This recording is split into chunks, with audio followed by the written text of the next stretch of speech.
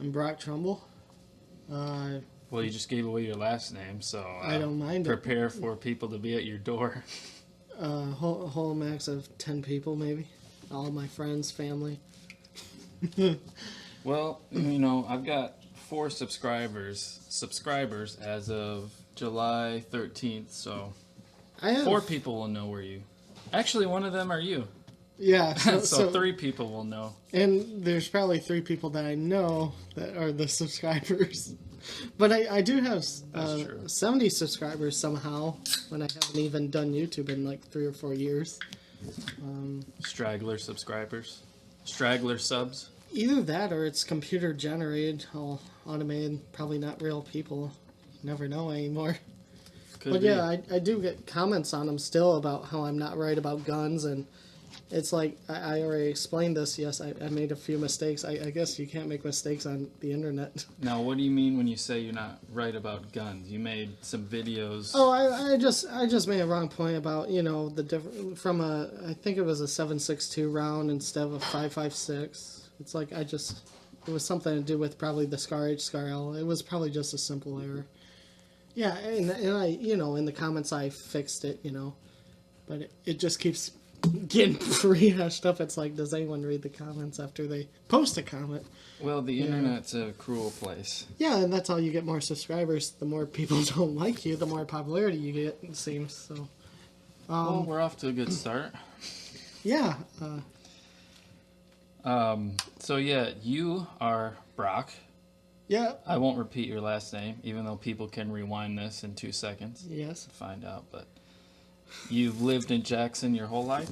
Yeah, pretty much on the outskirts, not really in the city, and so I don't know the city as much as I should for living in Jackson. What would be the outskirts? You don't have to say town names, but what would... Leone Township. Okay. Yeah. It's a big township. Yeah, this is really being specific to where we live.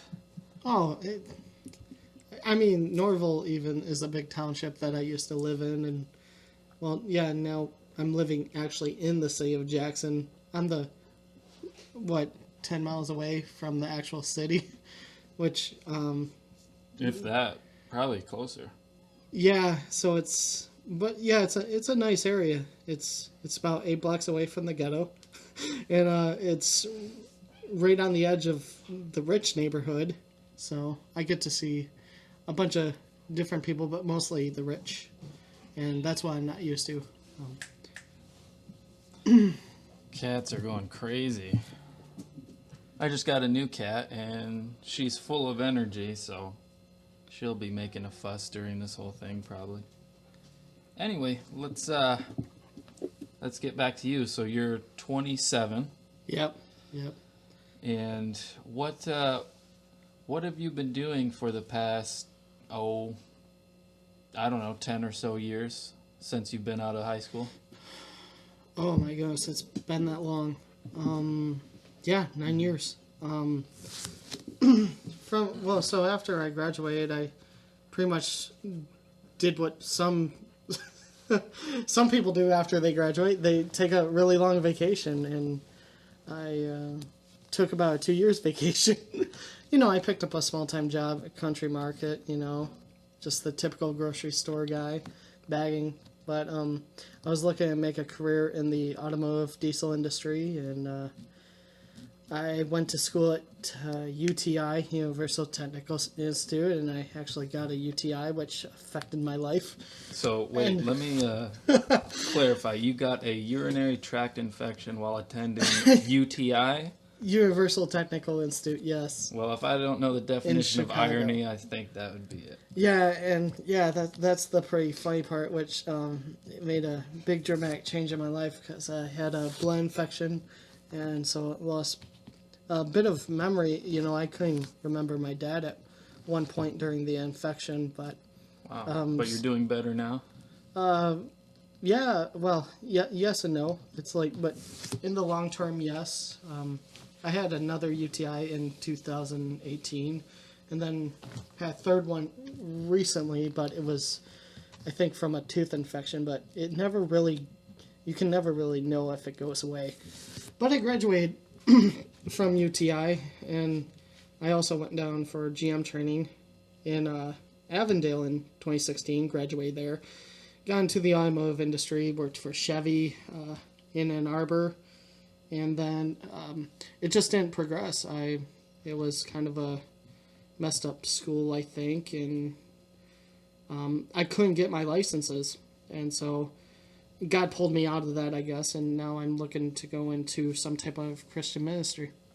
Awesome. Yeah. Okay, that's quite the change, Yeah. I would say. Yeah, a complete spin around, something I never thought I would do. Yeah. Well, you got to do what you want, you know? I mean, what you enjoy. I don't think it was what I enjoyed. You know, I always thought hockey, gaming, and cars was my enjoyment, but as God slowly showed me that these pleasures were not the life that I wanted, I crept into depression in around 2019, 2020, and it was because I couldn't do any of the things I loved. I used to love to travel, cars, games, houses, you know, like build houses. That was one of my dreams too. Anything to do with building, whether it was from cars to houses, that I couldn't do anymore. The only thing I could do in my depression was read. And that's one of the things that I hate. I've always hated. You know me for all the years. How often do you see me pick up a book? Yeah, it wasn't too often until recently. Yeah, so. Yeah, absolutely. What about you? Have you explained much of yourself, or? I have not. I've kept it a little in the Secret? dark. I don't mind. I don't mind saying. Yeah, how did we meet?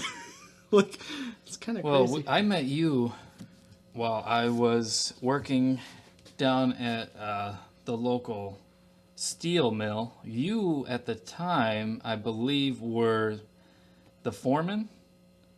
Okay, so we're using code. We're using code. So. And no, this is not code. You must not. The UTI must be affecting your memory. 'Cause yeah, you were a foreman, and you hired me in as a grunt. Yes, there definitely has to be down no at code the local hackers. steel mill. At the steel mill. And I remember my first day on the job. It was hauling a 2-ton thing of steel, like a steel beam. Yes. I had to ratchet up with chains to lift it on this and kind of conveyor. And you were watching the whole operation because you had a little window up top, and then one of the chains snapped, and it hit right on the actual machine that carries the steel. So the whole operation just went completely broke, everything just messed up. And this is where Mrs. Swift came in and told me, why do you not know how to do your times tables? Right. So I looked up. Slowly. It was kind of like a really dramatic look up to the window where you were, and you had your head, you were just shaking it. And you just I do that a lot. You gave me the thumbs, you're out, you're done, you're fired. I'm surprised I wasn't fired before you, I guess. So that was my first memory. Yeah, my first memory is way different. 3rd grade. 3rd grade? Yes. Oh, okay.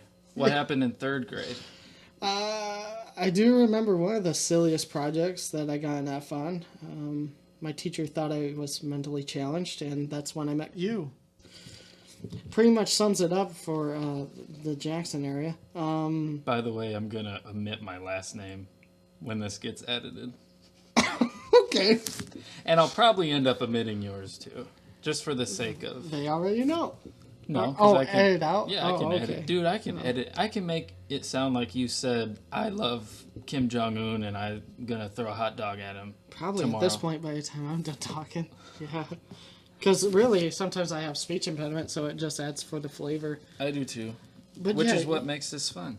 We're learning. Do you remember the crazy project that we had to do? We had to do something something with mechanisms, and all I had was my bag of Cheez-Its or something like that, and I tried to make something out of it. I don't remember that. It was a 3rd grade project, and people, you just had to try to invent something, and of course I never applied myself in school because I thought it was pretty ridiculous. I mean, which thinking back to it, while I was in school, I wish I applied myself.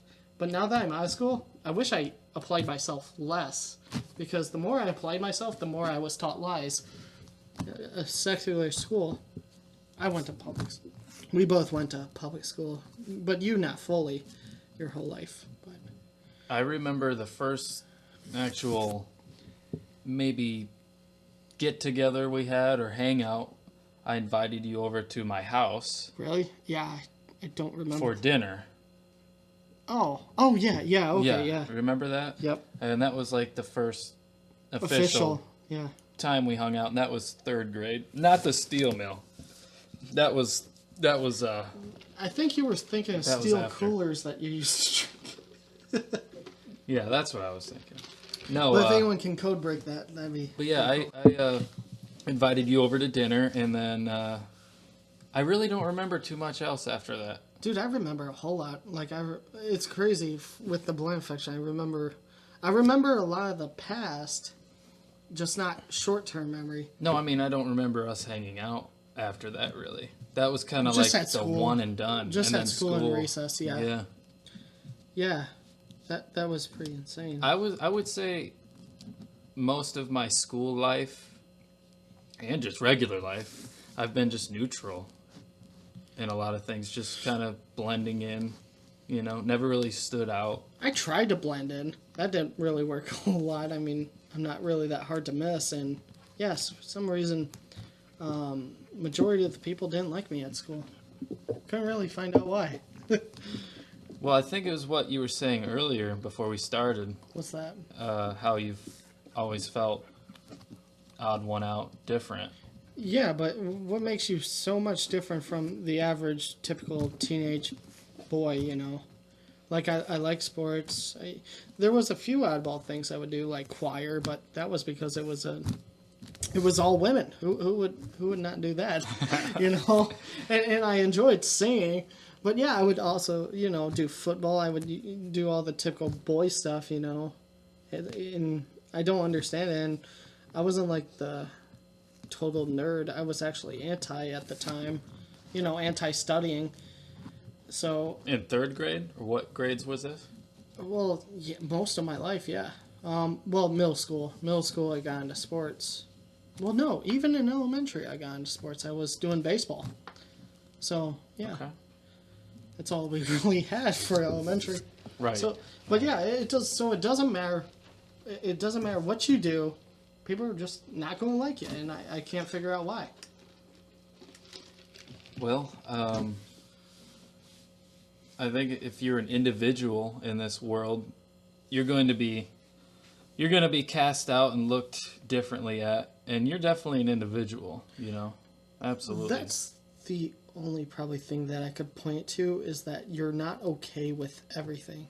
And you're a real person. Everyone is like I hate to call it that, but a generalist. They're just okay with everything in general. Nobody's real. Yeah, it's just a fake reality. It's like nobody has an independent personality, and when you speak up against things, you're automatically hated, and so maybe that was it. Even on the small level, because everybody knows on the big level, like Edward Snowden, Yeah. they get ostracized. But think about on the small 3rd grade. level. Yeah, 3rd grade. Oh, I don't like Cheez-Its. Idiot. Right, yeah. But I like Frito chili cheese. That seriously was a thing, yeah, because I was able to get friends, a few friends, because I would share my Fritos chili cheese, because I was, giving, and so that would, really, you're just buying friends at that point. Instead with money, you do it with Fritos. So yeah, really, as you get up, Right. you're just doing it with slightly bigger things. Yeah. That's why your toys, they start small, but as you get older and older, your toys just get bigger. That's all it is. From going from a toy boat to an actual boat, Right. From going from Fritos to cash. Yeah. Gum. Like, if you have gum in the class, everybody wants it. It's like, oh, suddenly we become communists in the classroom. Yeah. Interesting. So yeah, after I met you, we went different ways because I didn't attend that school anymore. I moved away from my foster parents' house which is where I was when I met you, Yeah. back into my mom's house. And you stayed pretty much. Yeah, I came back. I came into 4th grade. I'm like, where are you at? Yeah. Didn't even tell me. You just went, poof, disappeared. Well, like I said, just kind of neutral, floating in the background. And then, yeah, without technology, we, like, Yes. all the, like, Kids, this was before Facebook. I wasn't even brought up in MySpace, even though that was my Oh, generation. yeah, it was pre-MySpace, too. This was 2002 or 3. Oh, yeah, 2003. Yep. Because, remember, that was the great thing about growing up is, like, you're in 3rd grade, 2003, 4th grade, 2004. Oh, right, yeah. Yeah. Yep. That was pretty cool. So that's how I knew I graduated in 2012, 12th grade. Senior. Yeah. Yeah, and the only way that... I didn't even message you. You messaged me because your name got changed. Well, we're jumping ahead a little bit. Well, that's what I do, I guess. No, I just wanted This to is all that my kind memory of can hit. timeline it. So after Yeah, I go ahead. left, because I want to hear from you. You're the Oh. guest. After I left, you stayed. So now we don't have to go through every grade. That would take ages. But now we're at 4th grade to now. If you want to give a general. 4th grade, I had my first court hearing. So yeah, so 4th grade, I figured out that Cody's not here anymore, so my life just became more depressed, and so I started to become rebellious in my ways. And no, it's just the public fool system. It's not what you want to do. Wait, Well, say that again. Public fool system. I've never heard that. That's okay. Yeah, it is. It's prior to 1918. It's dealing with the Industrial Revolution. To raise your hand, stay quiet, and speech impediment. To stay quiet in school, and only raise your hand when spoken to. It's going to the format of pushing buttons. Just everything that's dealing with industrial work. It's not formatting to what today now. Whether you want to be a librarian or something dealing with computers, podcasts. It's not what you want to do. It's just the average typical job. It's really outdated. And then all the propaganda and science and history. Do you think that's changing though? That outdated form of education? Do you think that's... Because I don't know anything about it now. Being out of it for so long. I don't know what they're teaching. Yeah, I try to keep involved I've heard in stuff like Common Core where they're changing math. I don't know too much on it, but... Yeah, this is the interesting thing. And it's not with every school, but what they're trying to do is make simple math equations more complicated than they already are. And how does that apply to your fundamentals? Like, they're trying to create pre-algebra and algebra to take 14, 15 steps to get your answer when... I don't know the famous people, mathematicians, but there's simple tables that show you how to get to the answer. But I guess progressively they want to have it, you go the long road now. It used to be the road less traveled when you do math.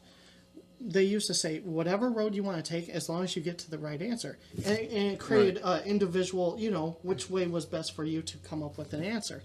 Whether, either with algebra, multiplication, the Chinese do it differently than we do with multiplication. But I don't have my... I didn't study it right now, but I know that the Chinese count differently than we do when we do certain things, and each person has a different way of counting. Some people, like when I learned about doing the months with your knuckles, that I can't do. But Now, what is that? Doing the what? To figure out which one's like something to do with like 30 days, that the highs of your knuckles, it'll be 31, and then the lows of your knuckles would be 30.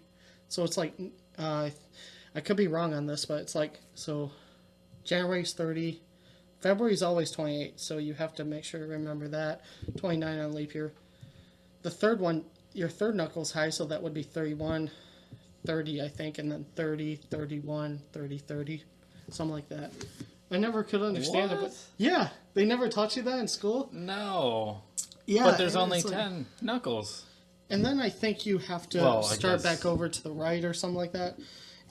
This is just what I'm saying, what I was taught. Well, wait, no, there's more than 10 knuckles. There's 12 months. Oh, man, But yeah. I really didn't do good in school. But yeah, I think How many knuckles do you have? Wait, 1, 2, 3, I think 4. I think you only use your 4 knuckles on each hand. Someone who knows about this, who's Don't you listening, have 30 knuckles? Is this a knuckle? Well, yeah. No, I think that's a joint. I don't know. My teacher's going to burn my house down after hearing this podcast. That's a joint. I would think, yes. Then what the heck's the difference between Wait, no, a knuckle? no, those are knuckles. These, yeah. Knuckle, joint, knuckle, joint. Almost like a kneecap, I guess. Okay, I'm really starting to feel stupid. I was They're like, tempted to look it up, hey, but I don't want to public school bore. never taught me this. I would listen. I just wouldn't do my homework. Yeah. So yeah, it's stuff like that I wouldn't understand. Okay. I got it down at one point, but yeah, it's stuff like that. But yeah, I guess the algorithm or whatever you want to call it, to get to the final answer, they're trying to make it longer. Which I had that issue in school was when my dad taught me a certain way how to do math, and it was a much quicker way. The teacher wouldn't like that because it wasn't her way, and that just completely ruins. I think it completely ruins the what do you call it, ingenuity or the individuality to be able to solve things, because not everyone is created the same, and that's what they're trying to do, to create everyone the same. But I don't know why with the whole process of making things longer and more difficult than Aren't they all actually men are. created equal? All men are created equal, but that's in the basic moral sense, I would say. But dealing with the fact that each person has an individual personality, that's different. Yeah, we all want equality, dealing with moral in the moral sense, and That's what that means in the moral sense. All They men didn't are mean- created equal. Yeah, that's the simple standard of that. From the moment of birth to the end of someone's life, it should be the same in all. And each person's understanding of moral rights is different. Mine's on a biblical standard, so a lot of people might disagree with my views. But you can base your views either off of principles of either Bernie Sanders. Everyone's moral standard comes from someone, whether it was from Marx or from Plato or Aristotle. It's all these philosophers. Mine comes from the theological perspective that there is a God, Right. and he has set up these laws and these standards of living, and which is our Constitution is written off of, was heavily biblical. They were not George Washington. You know, it's really hard to go back and say, were these people actually Christian? But they had Christian principles. A lot of them were deists that believed that there was a God. But they could see that the Bible had a huge moral code that fit to their understanding. Yes, this is good. So they had that understanding that the Bible is good, and it's good for teaching, to edify, and to glorify, and also for rebuke when someone is in error. Today, it's all based on feeling. Well, I don't feel like this is right. And that's where our principle goes out the window. Is because if we all go based on feeling, because of our individual experiences, that's just going to get more. What's the word? Not argument, but it's becoming to the point. Divisive. Yeah. Using of devices, yes. To where emotion is the main player instead of intellectually thinking. That's the thing. Yeah, it's based on emotion rather than thought. Like, emotion is thought, but it's not truly thinking and reasoning. It's not reasoning. It's just instinct. Emotion is pure instinct. It's within the few first seconds that you feel. Now, what actually takes the ability to actually produce a thought, it takes seconds. It's thinking, well, why did this person say what he said, and how is it right, or how is it wrong? If it offends you, why is it offensive to you? And what makes him not right? That's the thing. That's what's tossed out the window today, is that, well, he's automatically wrong because I feel it's wrong, without an actual answer. Yeah. Well, now that we're on the subject of theology and morality, you yourself are a Christian? Yeah. How long have you been a Christian? I would say truly within the past 6 years, because it's more than just saying that you're a Christian. It's actually Christ's grace dwelling upon you, so actively doing and loving his laws, his word, So I would say within 6 years, but it, I started to grow in Christ when I was 6. Okay. Yeah. I think God was always with me before I was born, but to actively profess and grow was 6 years ago. And what started that actively wanting to be a Christian?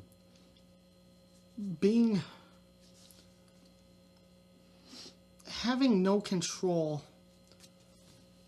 over circumstances. It was dealing with college, going to Arizona, having no one, that's where when you pray, when you actually see God do things in your life that take care of you, that's what he was as a father to me. I grew up not really having much of a dad, and my mom never really around, but she took care of me financially.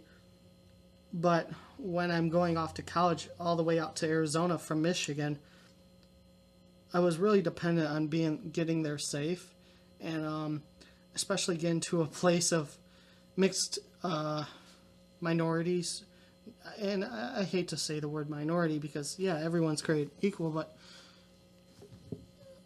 I'm not used to being around different culture. I didn't have much of a upbringing, living in the city. I lived down in the country. So my dad wouldn't let me see much people, and that's where I got to meet different races, but specifically the Navajo, they weren't too happy with white people, and so it was quite the different perspective. Like, was it an all-out hatred, would you say, or just... Well, yeah. Well, not all Navajo follow whatever religion that he was following, but his dad taught him that the white people, No, the white man... who is he? Who's this? You don't have to say a name, but who are we talking about? Well, I don't remember his first name, but he liked his It was someone nickname. you met? Well, yeah, he was my roommate. Yeah. Roommate? At the time, going to college. Okay. Yeah. Down in... Arizona. Okay. Sorry, I'm not very descriptive on certain things, but That's all right. yeah. So yeah, getting back to going to school again, with Arizona back in 2015, I had a couple roommates that one was, and I learned to be, was it political correct? Because with me, I call people who are from Mexico all Spanish, which I end up learning that not all of them are Spanish, but they're Hispanic. There's Hispanics, which came from Spain. Their ancestry comes from Spain, and they do not like it when they're called Mexican or, and of course you don't call someone Spanish. Well, and not You all call of them them are Hispanic. from Spain either. There's Mayan cultures and Aztec and mixed into that too. And I don't know if you call those Mexicans, but the Hispanic people there from Mexico that come from Spain, they like to be called Hispanic. They don't like to be called Mexican. So I was taught a lesson about that, to the point where it's like, hey, I did not mean to offend, I come from Michigan, and my dad didn't raise me, to know these things. And then the two other were what I called Indian. And I was like, well, I understand where they're coming from there. They're not Indian, they're Native American, because Indians are from India. I was like, okay. But they thought I was just doing that to be rude, to be, because culture is their life. Where most, at least I can say for white people, for European, we don't call ourselves European Americans. We call ourselves white or Caucasian. We don't say, well, I'm European American. We just say I'm American or white. Where then they like to call themselves Hispanic. They're real big on culture where we aren't, and so it was a big difference. So yeah, when I called the one Indian, he threatened to kill me because of his culture was a part of his religion, the Navajo. And I met another Navajo, so not all of them believe in the radical like he did, but yeah, he threatened to kill me with a fork, put a fork up against my throat, and he would eventually watch me sleep because he was called Sleeping Bear. I guess that was what his So chief let me get called this him. straight. He put a fork up to your throat and watched you sleep? No, he threatened to put a fork up against his throat. He was going to get it, and I begged him not to kill me. Yeah, But, he was. but he did watch you sleep. Yeah, I woke up and he had the door cracked with one eye open. And Oh my God. I said, "What are you doing?" He's like, "I'm watching you sleep to figure out who you are." I got scared. I took my head under the blanket, of course, and I said, "Okay." I said, "Okay." So this is on the subject of God protecting you, because you said as you went to college in Arizona, Yeah. you felt God was protecting you. So in this instance, you felt God was protecting you by not having Yes, that a was. savage Navajo Yeah, so sorry that I. kill you with a fork in your sleep. Yeah, well, it gets to the more. That's where I was going to lead up to, because, sorry, I'm pretty long in my points. No, you're good. But, We got all the time in the world. Yeah, well, we're sitting on the bed one day, because I'm trying to. And it's only by the grace of God that I am able to want to attach to this person, because, God had it happen where we be roommates, and I was like, the only way for him not to kill me is to be friends with him. Become friends with your enemy, and isn't that what, that's the ultimate form of love. But, if I had any other choice, I would run away. But I was in the process of doing that, of course. I talked with the housing people, I told them what was going on. They just couldn't move me right away. And that's all God planned. But yeah, God was protecting me all the way that he wouldn't, because he was pretty violent and rash in his decisions, because his dad taught him that way. The Navajo. Navajo. He actually hated a lot of his brethren because they could not speak their language. He said he was one of the few people that could speak his original language, and he says, even I have lost my part of my original language to you white people, white man. And so, yeah, he just thought we weren't humans. He was taught that I was spirit, that I was a demon. And he quoted that he saw demons, but he called them was it one of those walkers things, shapeshifters type thing. And he said those were good, and I said, no, they ain't, dude, because I deal with them a lot. I said, those are demons. I'm not a demon. Those are demons. But he thought those were good, the shapeshifters, the ghosts, the demons. Yeah.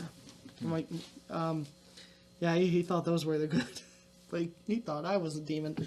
Well, I just started showing love to him, I would come home with Little Caesars, and I gave him most of my pizza, while because he just barged into my room one day, because I ate in my room, because I didn't want confrontation. I stayed in my room, and they didn't have locks on them, so he just barged in my room one day while I was eating Little Caesars pizza, and, I just stay calm, and I just gave him my pizza box and said, "Here, do you want the rest of my pizza?" And it kind of throws him off, because if I'm supposed to be a demon. Well, what did he barge in? Was he barging in angrily? Well, yeah, he just threw the door open and sat down in not his bed, because thankfully we didn't have the same room together. But he sat down on the Hispanic man's bed, which okay. And he wanted to get to know me face to face, because he thought it was weird. He's like, all you do is come in your room and sit. It's like, how do I not be offensive?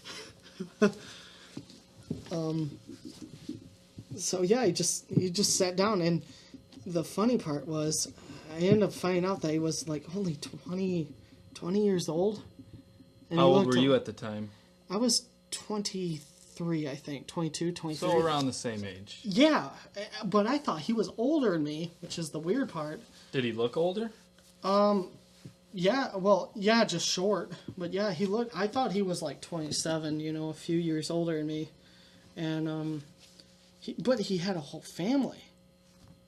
He had a whole house, a whole family. Children? He ended up showing me after, I'm probably getting ahead, but anyways, I gave him the pizza box, and he was kind of dumbfounded because I was doing nice things, and he came with a smart aleck remark, and I said, "Here, you can have it."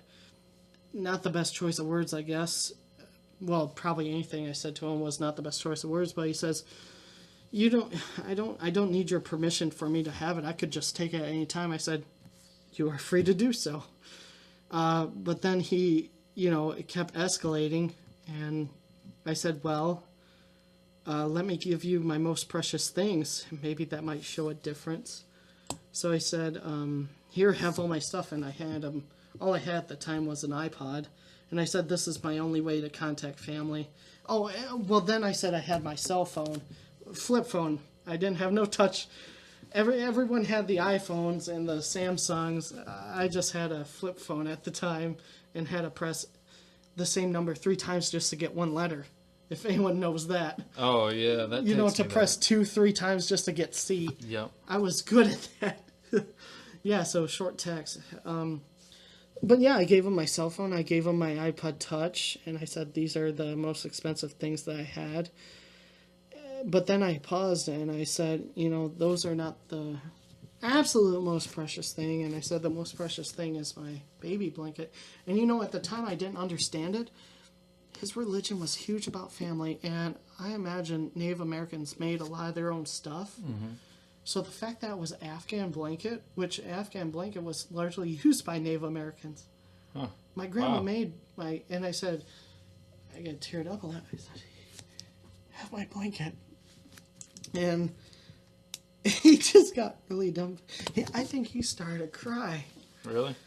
Tear up a little bit. And because he was so confused because he thought I was a demon. He literally thought I was the devil. Because you were white. Yeah, all because of anyone. He would think that you're a demon too. Yeah, a devil. White devil. Yeah. Not all Navajos think this. Some have come to the realization, but he didn't. His father taught him, and he must have not been around a lot of white people. Your reaction to that sort of hatred Yeah.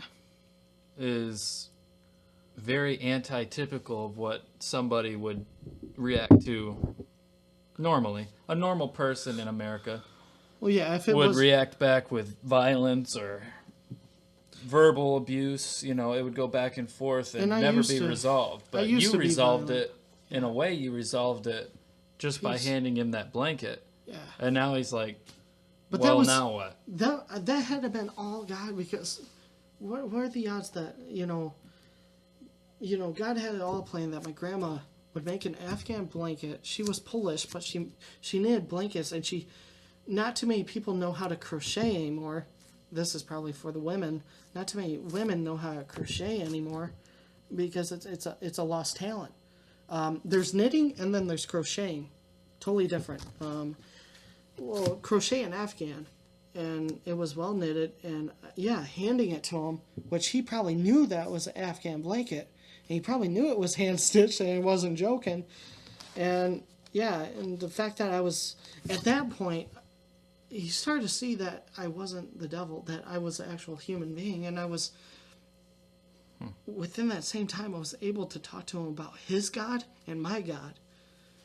Now I could actually finally be able to, and he would raise his voice, but he wouldn't actually threaten me with a knife or something, or, I don't know if he actually would go do it, but he would start to go to the kitchen to go get a fork or a knife.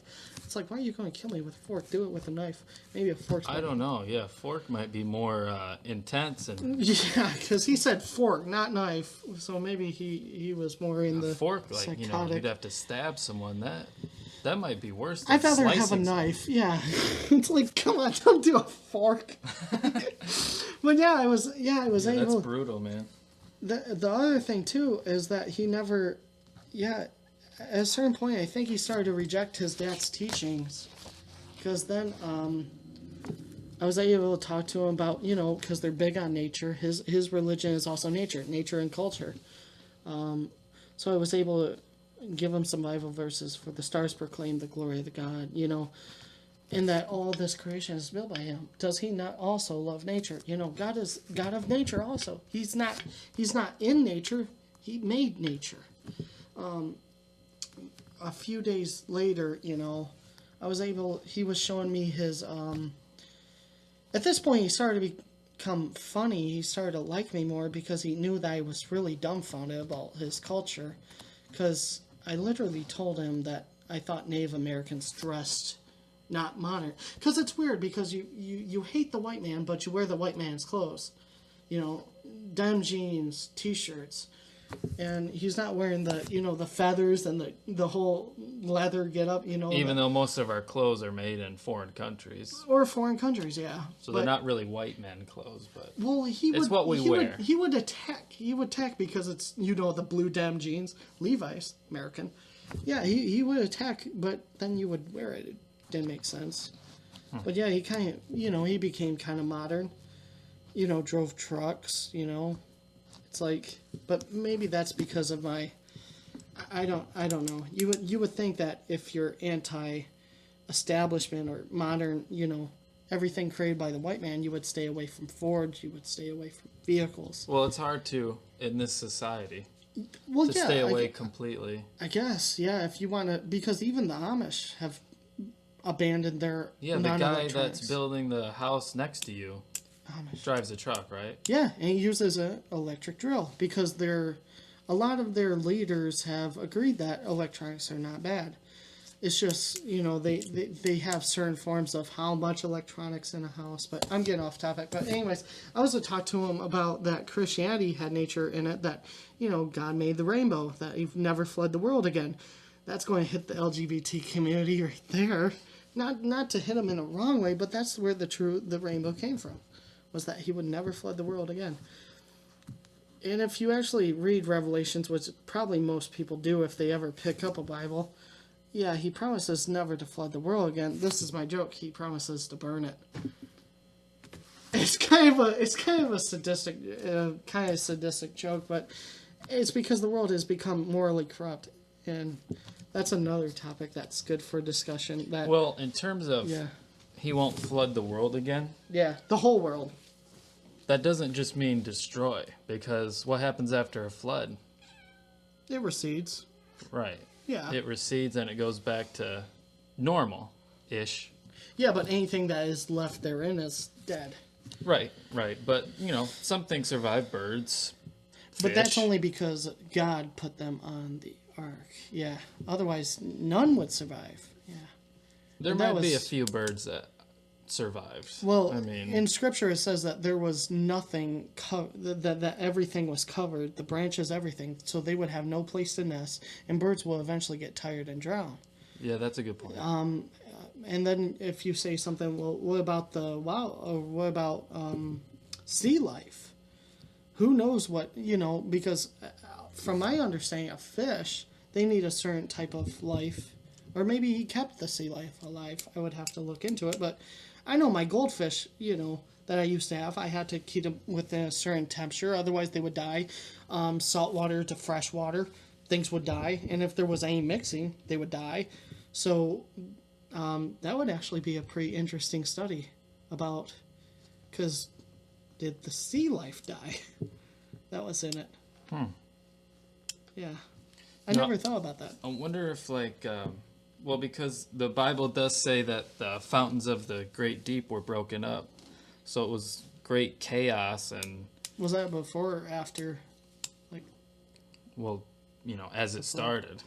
Oh, as it started breaking up? Yeah, the fountains of the great deep broke up, which a lot of people just correlate the flood to rain coming down, but it was more than that. It was complete chaos of fountains of water bursting up through the ground. Really? Yeah.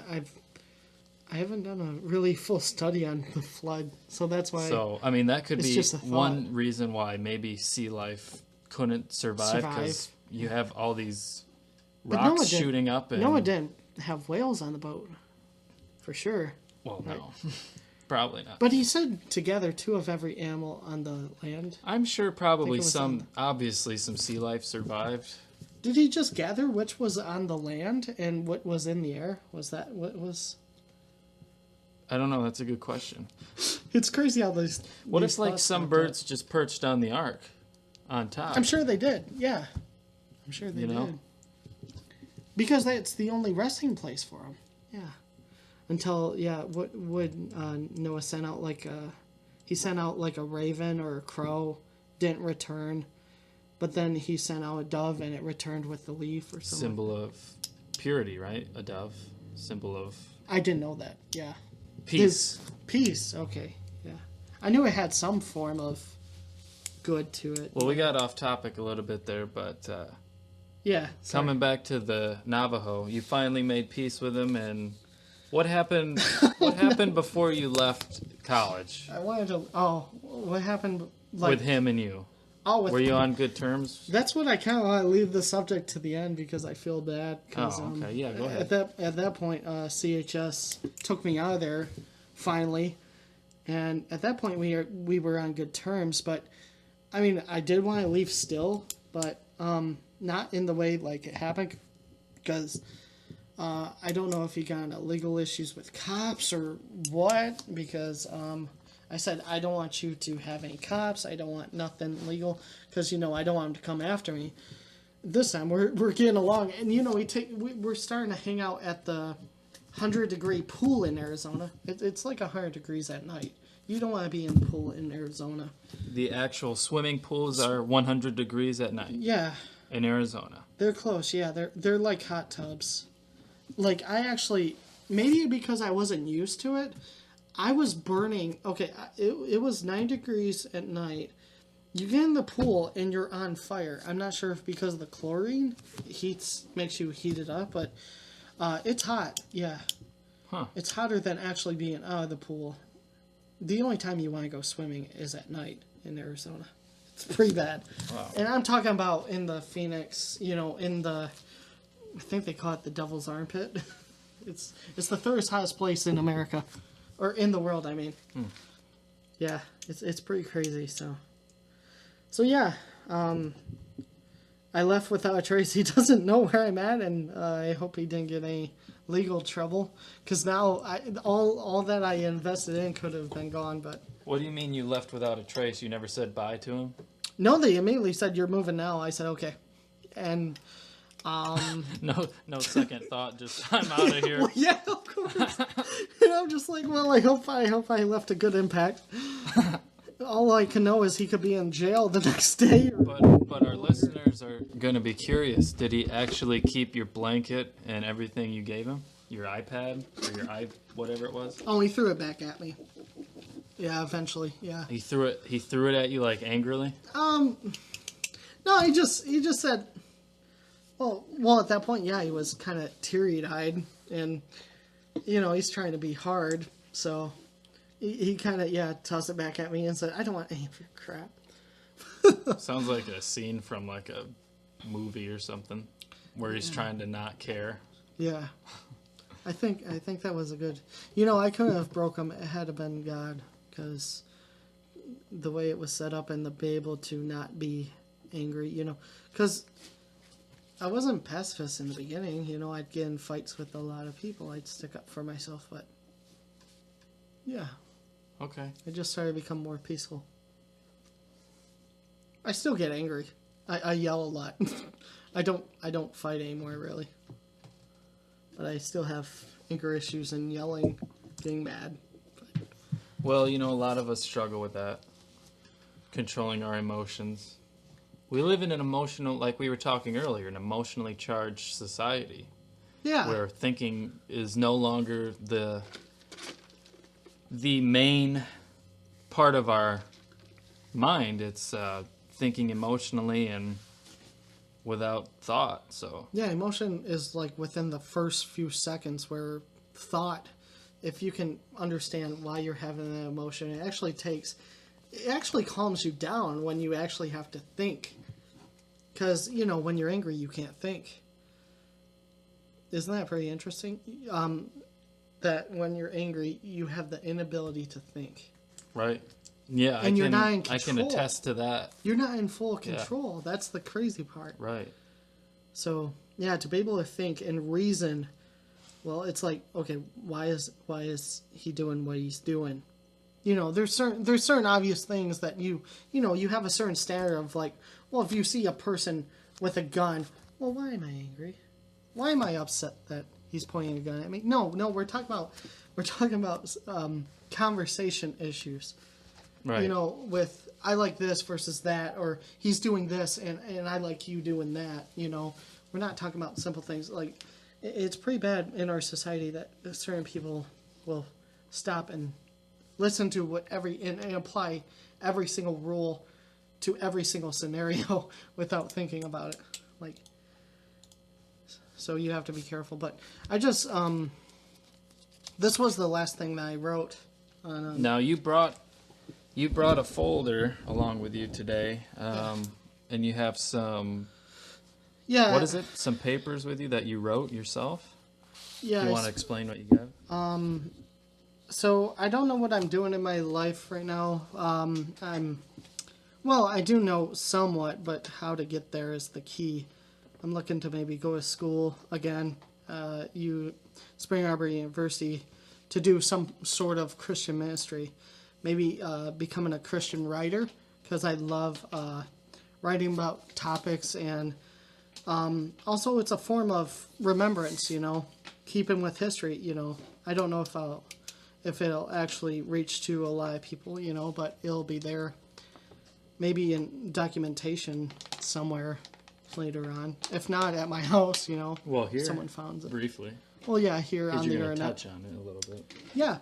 So one of the topics that I am dealing with inside the church is that Christian legalism versus world legalism, because the church is becoming so divided, and one of my goals is to unify the church, but also to sanctify, to be a part in sanctifying the church, which means to separate from.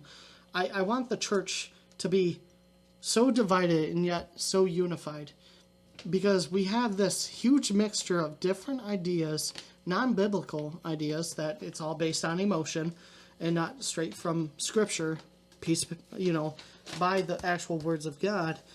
So there's two goals that I have, is to split apart the world and to sanctify Christianity through the Word of God, keep the Word of God alive. And one of those things is legalism. The church today seems to be antinomialist, which means... That's a big word. Yeah, antinomial. It comes from the Greek word of antinomos, which anti means against, and nomos, which means law. The Greeks were big on law. That's where a lot of our words come from. Antinomial, yeah, it just means someone who is against law, which you would think Christians would want and be for law. But so yeah, would it be fine if I touch on a few things that I wrote about in this, or? Yeah. All right. Go ahead. Yeah. So the word legalism has changed dramatically recently, somewhere in the late 1900s. I think progressively, heavily in the 1970s. Antinomialist Christians came about. The opposite, of course, is anti-legalism with legalism. Anti-legalist, or what the church calls it, antinomialism. The word was adopted from the Greek, antinomos, which means antinomos, which is close to what we get anti or against, or no. It's also no. Nomos, which means law. So you're either... Nomos means what? Nomos means law. Law. Anti means, like the word we use, anti. That's from the Greek. We keep it... It's spelled the same and everything. So yeah, you're no law or you're against law. Which you would think that being a church based on morals and based on God's law, you should be for law, not antinomial. But there's this confusion between the point of, well, God's law, we are not a part of the law, we're under grace. And so they abandon the law of God, and then you go, whoa, hey, slow down. So you're telling me that you have no laws in the church. And they go, well, no, we don't have no laws in the church, just not God's laws. And I go, whoa. So you're for murder? No. But you're not for God's law? And he's like, not the Jewish law. And I go, no, God has his laws, his commandments, and we should keep them. We are under grace, but also we do not let grace abound to where we sin. What is sin? Sin is anything that is against law. Against whose law? God's. And so that's what we're dealing with in the church now, is that there's this confusion between God's law and the Jewish ceremonial laws that have been passed over. And So, just to clarify, is God's law only the Ten Commandments? God's law was introduced in everything in the Old Testament and even in the New Testament with Jesus Christ, because Christ is God. Can you give some examples of laws that would be outside of the Ten Commandments? Outside of the Ten Commandments, there's things that Jesus expanded on from the Ten Commandments. There was the if you look on a woman with lust, or if even you look on a woman, you've committed adultery in your heart. There's ceremonial laws which have passed over, dealing with the Passover, the sacrificial lamb, which became Jesus. These are all the foreshadowing of Christ, which has been transferred over. That's why we don't say it's been changed; it's been fulfilled, from lamb to lamb, from an animal lamb to the actual final lamb, Jesus Christ. There was also. What's a law? What's another good law that's in the New Testament? I'm going to probably create some hate, but women are not permitted to speak within the church, and that's not dealing with sexism. That's simply dealing with the order of the fall, that Eve took the first bite of the fruit. Therefore, man was created first. In the image of man created him, and then in the image of woman came out from man, from his rib. So it's dealing with the order. It's not dealing with the fact that it's sexist. That's another law. That women should be submissive to their husbands, and also husbands, love your wives. So you can see that in Scripture in Genesis says that, that Eve was created to be a helper. And people see that as a form of sexism. It's like God is called a helper. And helper in the translation also means comforter. Women provide the best comfort. This is the things that men cannot do. We're not naturally created to be comforters. We're teachers. We're hunters. So each person is created in their own order, and also. Right. No, I understand what you're saying, and it's hard to accept a lot of those things being not raised in a Christian background. Absolutely. Yeah. There's also, yeah. So yeah, okay. You gave some Two examples. things. You gave some examples there of laws outside of the Ten Commandments, which I personally had always thought God's law was just the Ten Commandments, but. Yeah, there's also the ceremonial that I touched on, but those are the things that are fulfilled in Christ. The high priest, the temple, because we're supposed to be sanctified. How we sanctify ourselves is to pray. We're actually, in Psalms, we are to pray always. That's one of his commandments. Yeah, it's not just without the time. ceasing, right? Without ceasing. How do you do that? Well, there's and I don't want to talk too much about me or my opinions, because this is about my guests, but I see a pattern in the Bible, especially in the New Testament, a lot of sarcasm, I like to say. Okay. And it might not be our definition of sarcasm per se, like trying to be funny. Yeah. But what you just said, pray without ceasing. Obviously, that's pretty much impossible for us humans, because we're sinful, fallen people. Yes. But in a perfect world, God would want us to be praying constantly 24/7, communicating with him and being with him. It's also our ability and our strength. We get tired. And no, go ahead. Oh, yeah, and I used to think about that a lot. It's like, pray without ceasing. And someone take it to the very extent, but I don't think it means to the very extent where you have to be in a chair or on your knees, hands folded, head bowed, continually. I think that was, this is just thought, but dealing with the form of rest. on Sabbath day of rest. You rest, you sit, you pray, meditate. When I think pray without ceasing, I think in everything that you do in life, when you go to the store, when you're driving, you can always think about God.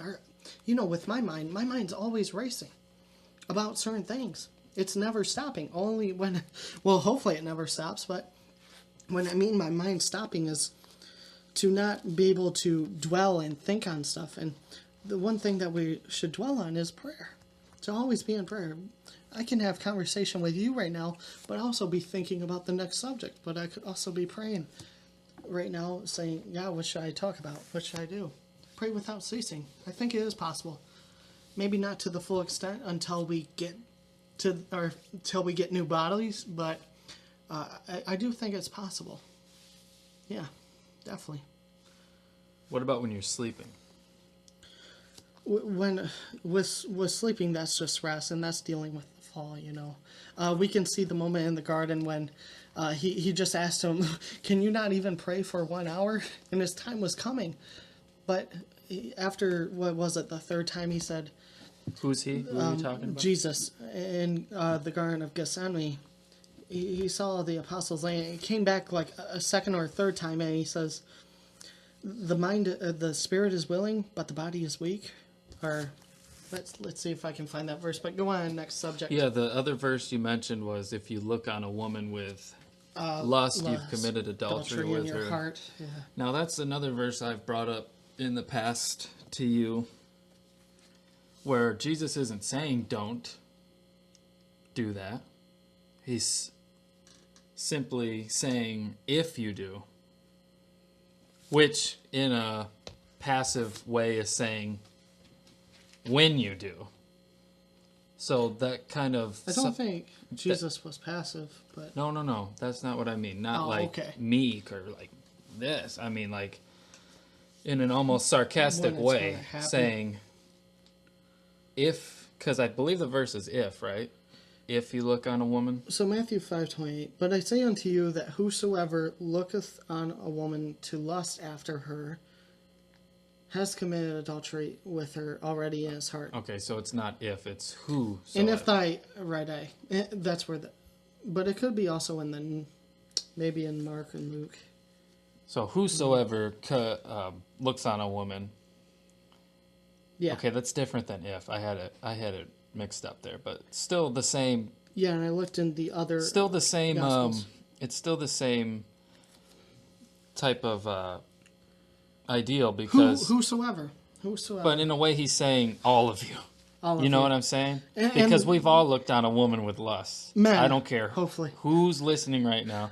Oh, women too. Absolutely. Women too, but this was directed towards men. If we're all being honest, all of us Yes. have. And everything starts in the mind. But he was directing it towards men in this. Otherwise, It does say whosoever, though. I don't know. Whosoever, but, well, yeah. And he did speak to crowds, which had women, children, men. Or was he speaking to the disciples here? Well, yeah, this is where he's up on the mount, I believe, which, So there would be a mix of everybody then. We're talking about the natural thing, yeah. It's natural for a man to look on a woman. It's natural for a woman to look on a man. So, yeah, he could be talking to both genders there. Yeah, but no telling. Yeah, it's not dealing with that. It's okay, No. Yeah.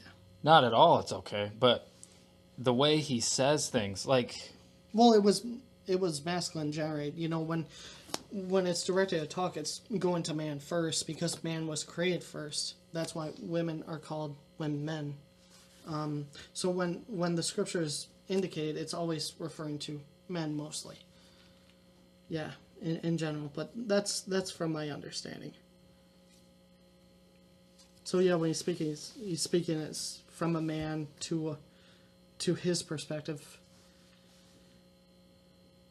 Because you would think if it was directed to a woman, he would then change looketh on a man to lust after him, have committed adultery. Right. Yeah, that's a good same. point. That's the same way too. That's how you know it should be directed at a man. But yeah, if it's the unnatural, then Jesus would have a different sermon to speak on if it was woman to woman. Well, anyway, my whole point was just like him saying whosoever. It's really saying all of you. Well, yeah. We're all messed up Whether it's creatures. woman, man to man. But It's adultery. the way he words things is almost on a sarcastic level, but not like mean sarcastic. It's more just making you think. I think the reason why is Because sarcasm, in a way, makes you think. You have to think about... That's why a lot of people don't get certain comedies like Family Guy. yeah. Some of it kind of makes you think, the older episodes at least, that actually had some creativity. Or South Park. Some of that makes you think. But not a lot of people like that stuff, you know? Yeah, just the vulgar. That's what TV they of it. see. They don't see underneath. You have to think about... Yeah, because Because Seth MacFarlane has all a they lot of hear in a thought. joke is the F word. Yeah, But they don't see where it's going, and they don't think about the whole joke as a whole. They just hear the F word, turn the TV off. Yes. Yep. So with here, Jesus is saying, whosoever looketh on a woman. In reality, he's saying every single person, pretty much. Well, yeah. I You mean, know. anyone who looks on, but you can also Because it makes anyone that... who looks on a man. whoever was hearing that was like, oh, whosoever. Oh, I don't do that. Or, you know. Well, In reality, obviously, he was making everybody think in that crowd at the same time. whosoever when everyone does it. Because yeah. if he said everyone, no one's got to think about it at that point. Because it's just too definitive of a fact. He's trying to make you. Think. Yeah, he's trying not to point the finger. He's trying you get convicted. And he wants you to think. He wants us to be thinkers. He's here to convict, not to condemn. Yeah. I believe that Yeah, he wants us to think. you Yeah, know? that's a good point. When he says whosoever, he came not to condemn the world, but to. He came not to condemn, but to save. Yeah. So he came to convict by the Holy Spirit, whosoever. And everyone should raise your hand. Yeah. There's no point in convicting a convict. You know, there's no point to point at someone on death row and say, hope you fry crispy. They already know. Some Yeah, people do that, but it's pointless. It's not problem going to is- change anything. Do you think the world knows that they commit adultery in their heart? I think most of the world doesn't know. What's the definition of adultery in the Bible? Anyone who looks on a woman with lust. That's the simplest form of adultery.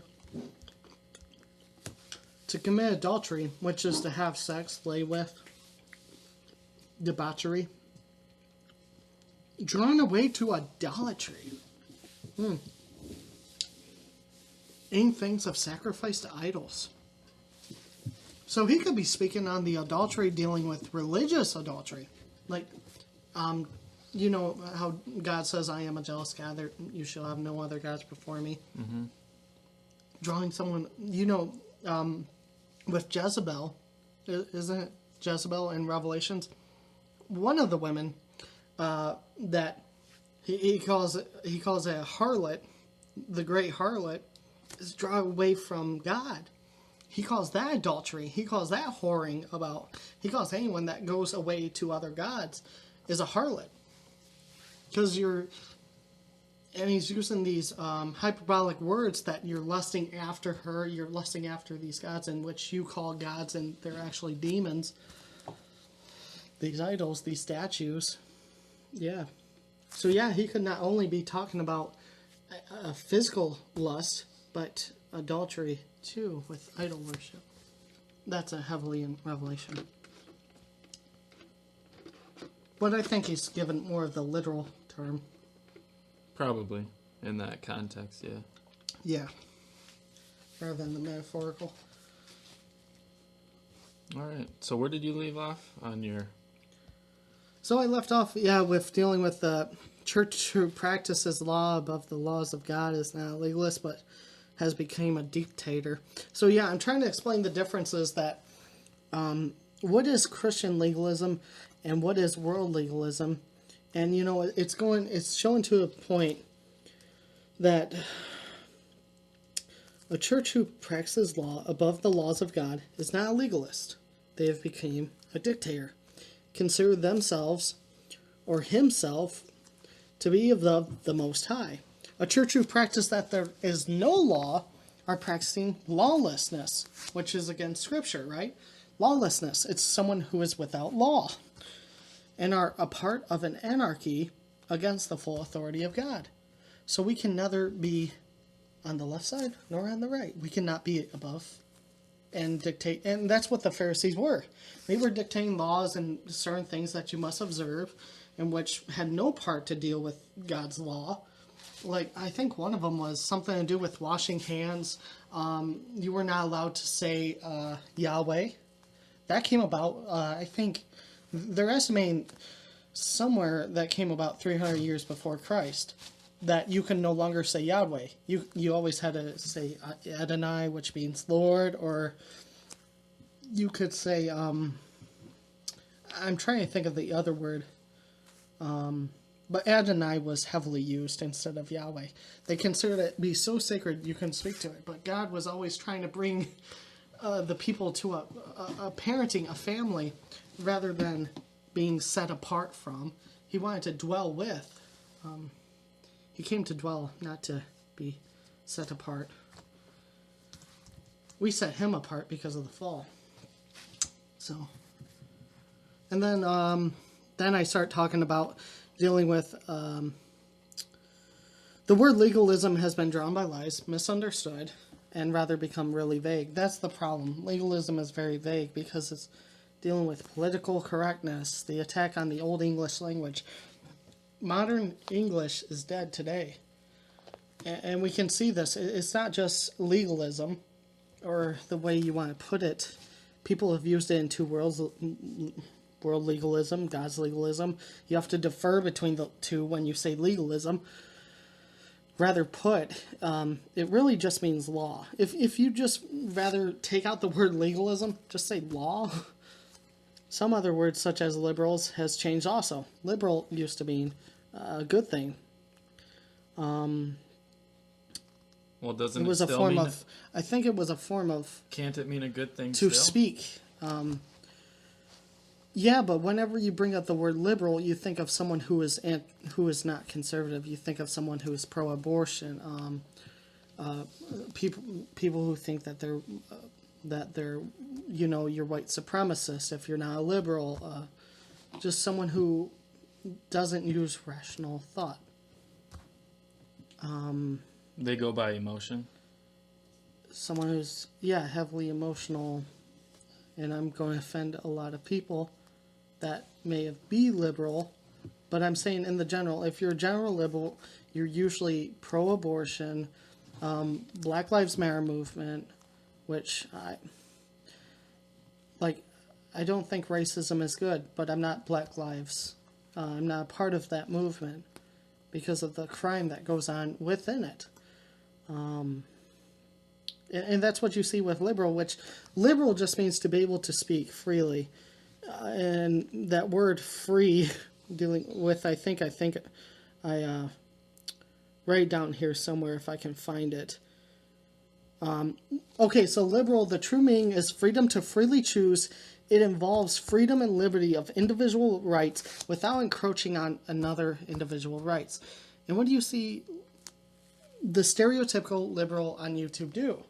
Try to encroach on other people's rights, saying, "Oh, you're a Trump supporter." They take the signs away. They try to take babies' lives away. They don't try to seek for help. They don't consider that babies are humans. They consider them to be a fetus, which means a little baby. It means little human. Like the English word fetus means little human. Really? Little baby. Yeah. But you just call it a fetus, and it just sounds like a scientific word, just a part of a body. And yeah, my body, my choice movement.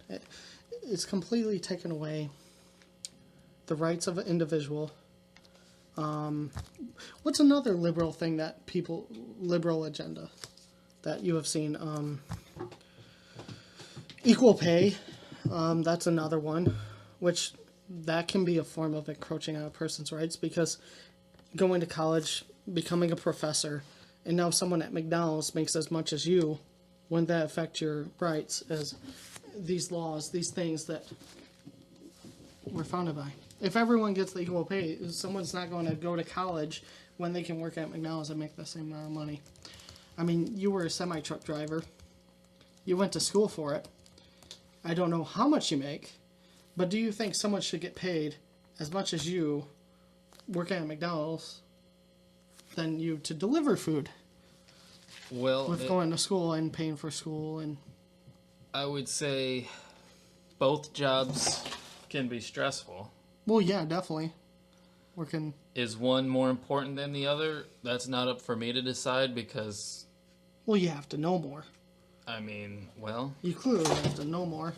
And you're putting people's lives in more danger with semi-truck driving. You have to have but then 90% of what I was hauling was alcohol, Food, yeah. candy. yeah. So am I really that more important than a McDonald's worker? So you would be fine with the same equal pay. Like you're telling me that you would. So if you got paid $30 an hour to work at any job, you would choose the easier job, wouldn't you? Rather than the more stressful. I think most people would, yeah. Yeah. But me personally, I wouldn't want to be at McDonald's because I don't do good with people per se. Like No, then it working would around be- people, I can't really work around people. Yeah. I people can would be around choose- people. You know, I can hang out with people. I'm not like antisocial or anything. No, some people like. But as far as like working with someone or having someone tell me what to do all the time, Yeah. that's why I chose to be a truck driver, was because you're on your own for most of the time. But but if you had the same amount of pay for an easier job, for a job that you would, what's a job that you would like that is not something that you have to go to school for? This Yeah. Okay. So let's say if doing the a government made it, podcast in my dark, stingy, damp basement. that's a good example. Imagine if you got paid $30 an hour to do this. Dude, you would never see me come out of this house. Exactly. I would live down here. And it didn't take any. And yes, schooling, we it are didn't in a take- dark, stingy, damp basement. Anyway, but go on. Well, it's Michigan. Yeah. Oh crap! These are- You told them where we lived. Oh, I told him we're in Jackson, baby. I'm cutting that out. I feel like okay, you might want to cut out a lot of stuff because I've broken up. But yeah, the true meaning of liberalism is freedom to freely choose and involves freedom and liberty, which they love to hold to. And people don't understand freedom and liberty too. People just want to say freedom because they want to stay away from liberty.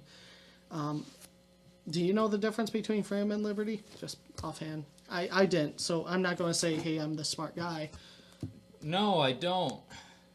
I actually don't remember. You told me once. But Yeah, I want to play. devil's advocate, or just Yeah, like just I an advocate. actually- I don't like saying devil's advocate, but I honestly don't remember.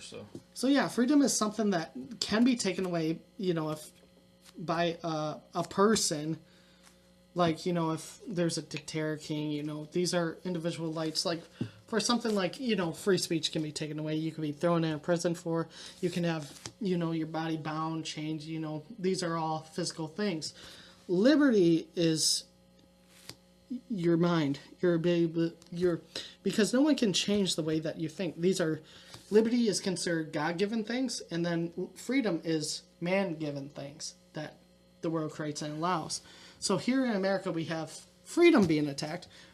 Liberty can never get attacked. As much as they want to, they can never attack liberty. It's your own choice. It's your own choice in what you want to believe. It's your own choice in what God you want to believe. Now, these things can be taken away. Certain things can make you want to change your mind, like if they put you in concentration camps and stuff like this, but it's your freedom of thought. Yeah. Liberty. Yeah, to choose in what you want to believe and without, yeah. Freedom, on the other hand, is we're free to do as they tell us. Yeah, freedom is up to the... And God has given us freedom. He's for freedom. But man can take those things away.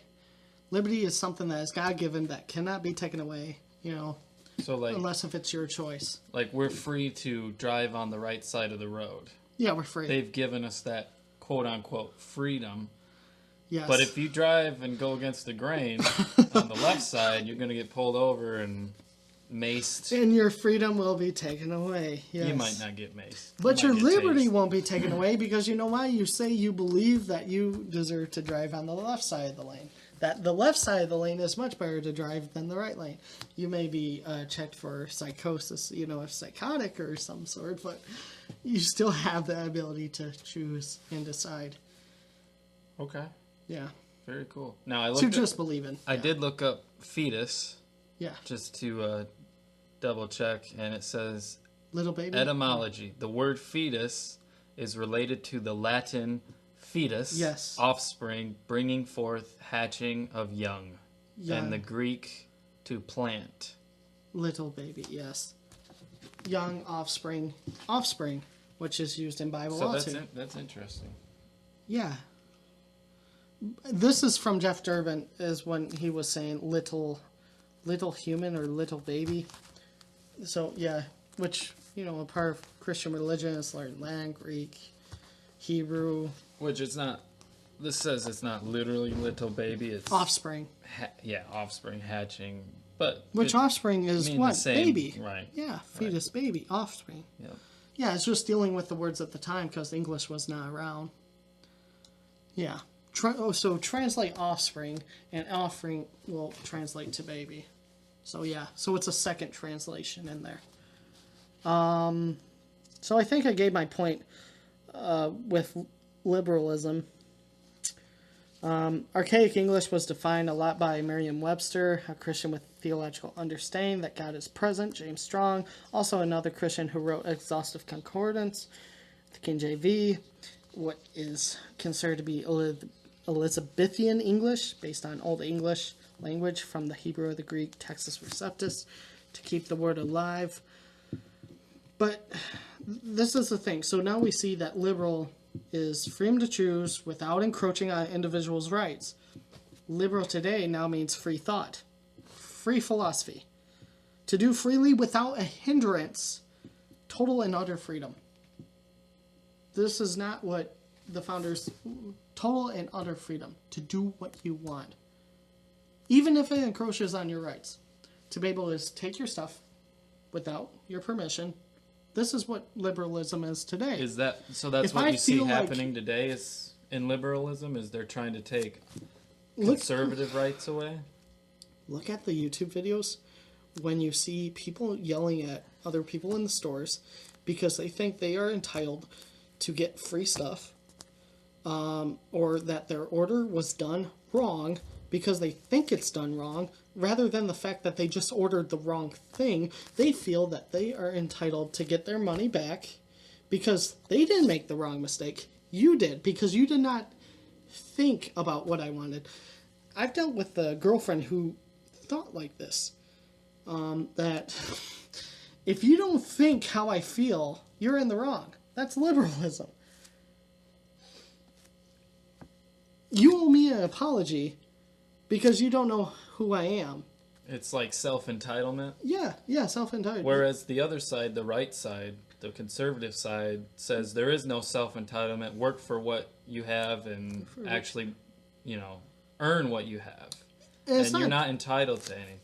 And that's the other side of the conservative that people see, is that they're just really hardcore, do it this way, that way, I'm not going to feel sorry for you. I'm kind of more I'm not liberal. I stick to the original meaning of liberal, but I do see the faults on the other side of the less caring. It's dealing with the older generation of the 50s that it doesn't matter what you have, you push to work forward to it, which I think is a good, it has a good backing, or a good forwarding, I guess. It doesn't have a good backing. Because, yes, that is the ultimate goal. Like, they basically tell you, get a job. Get a job. But someone with mental, dealing with abuse, so you have a kid that has an issue with getting a job, but you're not finding out the reason why. You just say, well, he's lazy. You come up with the first subject of, well, he's got to be lazy. But what if that person has dealt with a time of mental abuse that when he goes to work, he hears his dad you know. And when he's at work, He hears his dad. And I'm not saying this is for every He hears person. his dad what? Say what? Well, because of his dad was abusive toward him. I'm not just saying yelling. I mean, verbal abuse, which many people say, you know, I got yelled at in the military. I think military people know the difference between yelling and verbal abuse, which can be worse to actual physical abuse. So when that person goes to get a job, he can't keep it. And then when his family sees it, they only see, oh, he's lazy. And then the person ends up starting to think that, oh, I'm lazy, that's why I can't get a job. And that's because in that era of that generation was to work with your disabilities. Just work. Who cares about your disabilities? Work. You know, that's their mentality. Don't fix it, just do it. You know? And that's not like that today with our generation. Our generation is much more, I don't want to say sophisticated, but our generation is in this curve to where we're trying to become more emotional to what we do. And I don't think that's a wrong thing. I think that's an actual one thing that I actually give praise for, that we're trying to actually want to care what we do rather than just do it just to get money. Because this generation wants to feel like they're important into something, you know? And the old generation says, important, you're not important. I do agree. That's the thing. I agree with that to some extent. But you're important. If you don't like what you do, find something and do it. You know?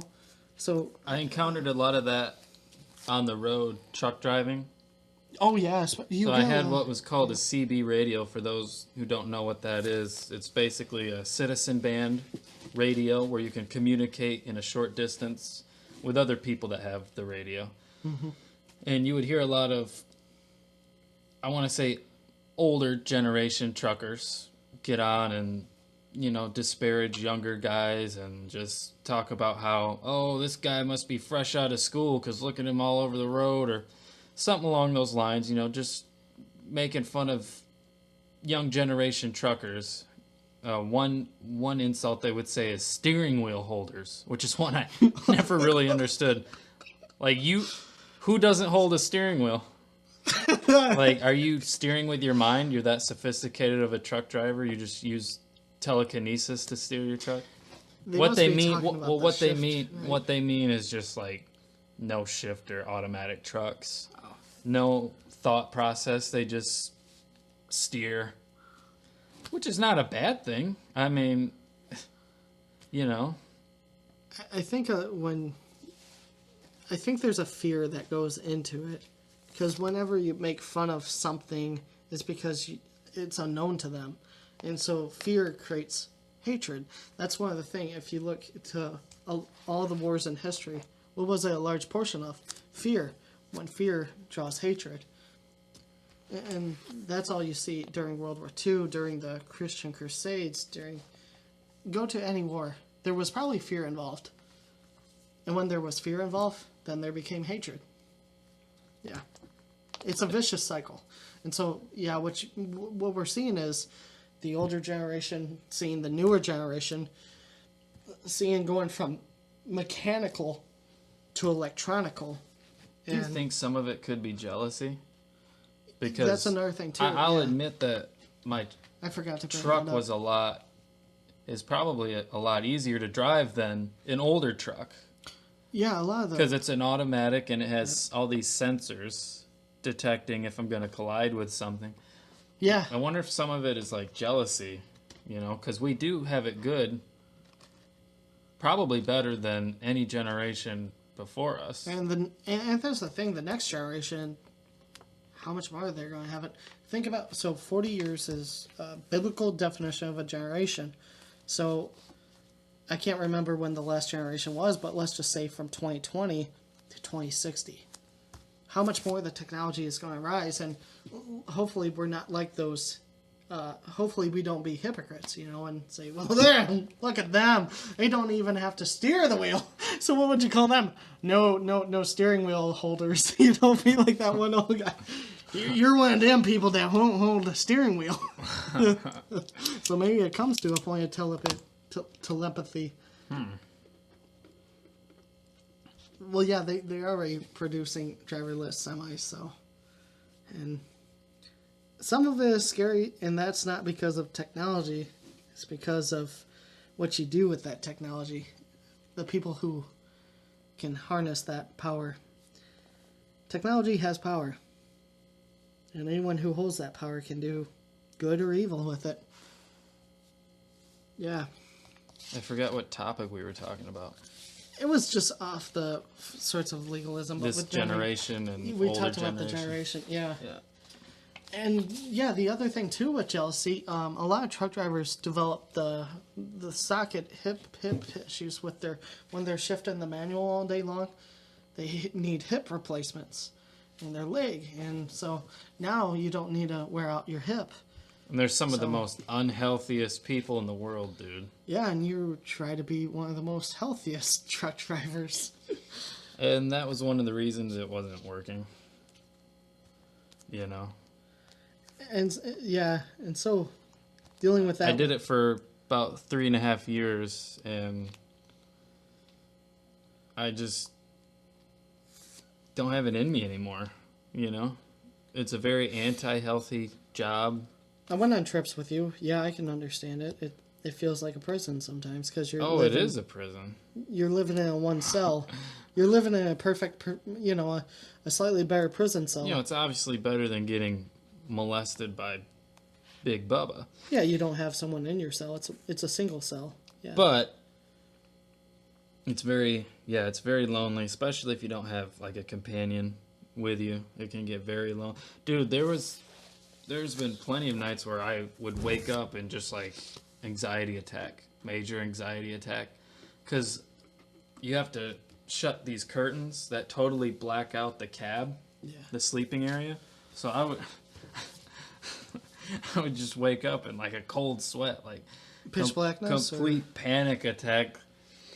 Yeah, pitch black, pretty much, and just like I can't sleep in pitch blackness, but not knowing where I am, and I think that's it's just what that I hate. that confined space that just I would wake up and, dude, yeah, it really fucks with your psychic, or what would that word be? Psyche. Yeah. It really messes with that because like, I don't know, it just makes you crazy.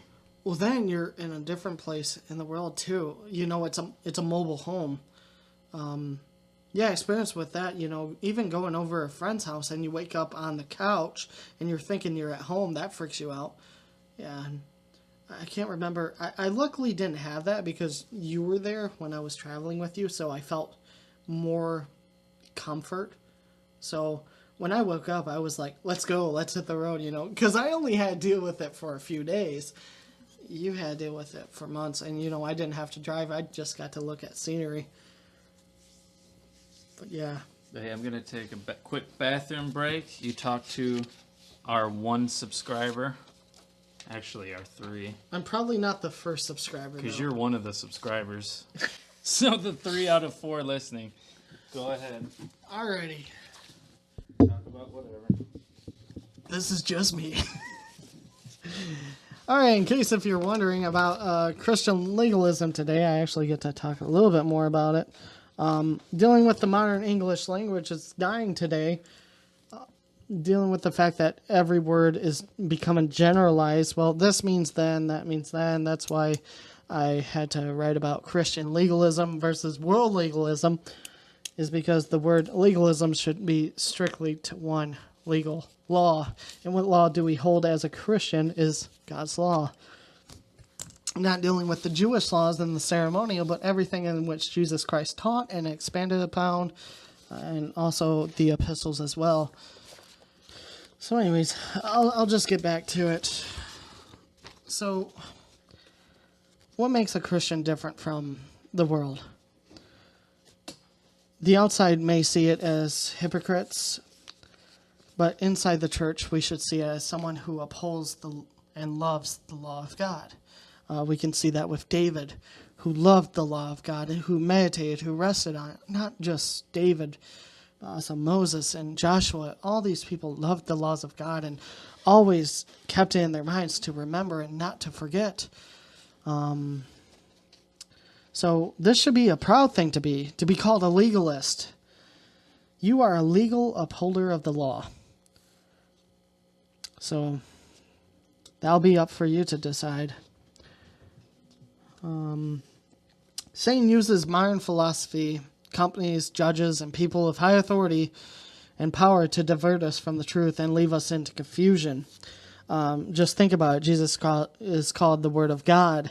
And I'm not saying this is the thing, but Satan's biggest attack is to attack Scripture because the Bible is the only way that God can talk to us. So what he tries to do is to disrupt words and meanings and get it confusing. And so the world is trying to distort words so we can no longer understand Scripture as clearly as it is intended. I mean, look at all the different translations that we have in America. When we go to churches today, there's a whole lot of difference and confusion because of different verses and the words, translations. Another which I feel new translation Bibles are less effective compared to the King James. So when I made this statement about the King James Version, I'm talking about the 1795, not the 1611, because the 1611 had many errors when it started. I'm talking about the final release of the King James in 1795. So no, in my opinion, because of the decayed English language, you either adopt the new English language and struggle with multiple meanings for words, or to stick to the Old English, which is much simpler and more concise and sticks to one word, one meaning, not political correctness every time you speak, and was written by Webster. Was largely by Webster in the Webster Dictionary. The Webster Dictionary today has become corrupt also. Which Webster, I believe, also was a Christian. If this isn't convincing enough, we look at the word legal and take off the ism. Legal, by definition, is now concerned with law it's based on. Is it not good? The opposite is illegal. Is that not evil? Well, it depends on which law you follow. But we Christians know we should only refer to one law and one legalistic way. All others should be considered as a form of anti-legalism, either though they make up strange laws and claim to follow them. They are not righteous or legal. If it is not according to his law, it is cast out. Anti-legalism should be referred to as the bad. And so Cody is back, so we'll get on a different subject now. Yeah, I wanted to bring up, I don't want to... You'll need to edit some of this. I want to put it delicately, as I was draining my body of excess poisons. Oh, yeah. Toxins. I was peeing. I was thinking we could have live streamed this. Not defecating? Oh, okay. No, I was definitely not defecating. I'm definitely cutting this part out. Okay. Yeah, you'll have to cut out a few things. Yeah, no, I was thinking we could have live streamed this the whole time. That'd be awesome. That would have been awesome. But can the live stream also be uploaded too, so where it stays on? Oh. Yeah. It uploads it's like immediate. I'm old school. It uploads as it's streaming. Yeah. I should know this. Okay. Next time. Shoot, what's another subject that we have going on? Well, I wrote some down. You know, I don't necessarily want to just read them. Like, I wanted this to flow like I'm talking to you normally. We touched a little bit on what you did straight out of high school. Oh yeah, going into UTI. But I don't think we touched on how we got back together. I don't think. As friends. Yes. Because we're Christian. We're all in this together. Yeah, got back together. Yes. Yeah, so I don't really remember it too well. And I don't want to bore our listeners too much. We found each other on Facebook. Man, I have a real bad thing with words. We found each other. I make it like sound really romantic, don't I? Really gay. I'll say it. Yeah, put it in better words. One topic I was thinking about today was being creative in a small town or a town that is very blue collar. Okay. And you touched on it a little bit with your experience of people telling you, hey, you should work. Mm-hmm. Well, I can also, and I'm sure a lot of people listening can relate to that, especially our younger audience, can relate to just the frustrations of hitting creative roadblocks and not having outlets to further their creativity. So have you experienced anything like that in terms of creativity where you wanted to do something, but people around you suppressed you, the town you in suppressed you, anything like that? Oh yeah, definitely, of course. Give some examples. One of them was my music career. When I was younger, I wanted to be a singer, and maybe I wouldn't have been the best singer, but who's the one guy with the froggy voice when one of the black gentlemen with the froggy voice who sing "I see seas of green"? Oh, Louis Armstrong? Louis Armstrong. He had that froggy voice, but he still became a singer. Now, So Froggy's non-PC. Can't say Froggy anymore. what? I'm just kidding. Go ahead. You gotta be kidding me. It's disparaging to frogs. We might have some listening. Oh yeah, we might have some. You want frog to give a followers. shout out to the toads listening? Ribbit. Oh no, that's just racist. Yeah. I don't think frogs ribbit anymore. They croak. Sorry. And some of them are gay because of the water. Okay. Alex Jones reference or? Oh, okay. It'll turn the frogs. Okay. So yeah, you've wanted to be a singer. Yes, I wanted to be a saying. singer, and they just say it's a fantasy. I understand that. Get a normal job, but also have something. You gotta have a goal that's way out of this world to reach to. Because God can do anything. And even if you don't reach, I don't know if I wanted to become when I was young, yeah, of course I wanted to become the Billboard Top 100 or something like that, or hit platinum records, but that's when you're young. But just to enjoy singing, to create lyrics, average people do this. I mean, it doesn't have to be, the Billboard Top 100. You can just write music and make some extra cash off of it. Or you can just do it because you like it. What's wrong with that? But anytime you want to go and be independent, it seems it gets attacked. Why can't you just be a grocery worker, Why do you have to have a studio in your house? That's weird. No one has a studio in their living room. That's weird. Why? Keep it normal. Like, you're an American. Work on your car.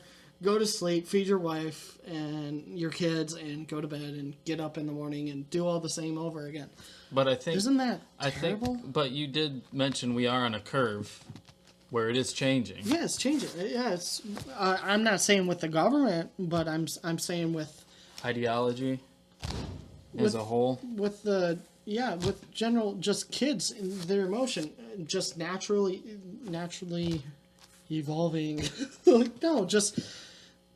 Yeah, with our generation, the next generation coming up, we're not afraid to show our emotions and our feelings. Where in the previous generation, they were brought up and you kept your emotions back. You just do it.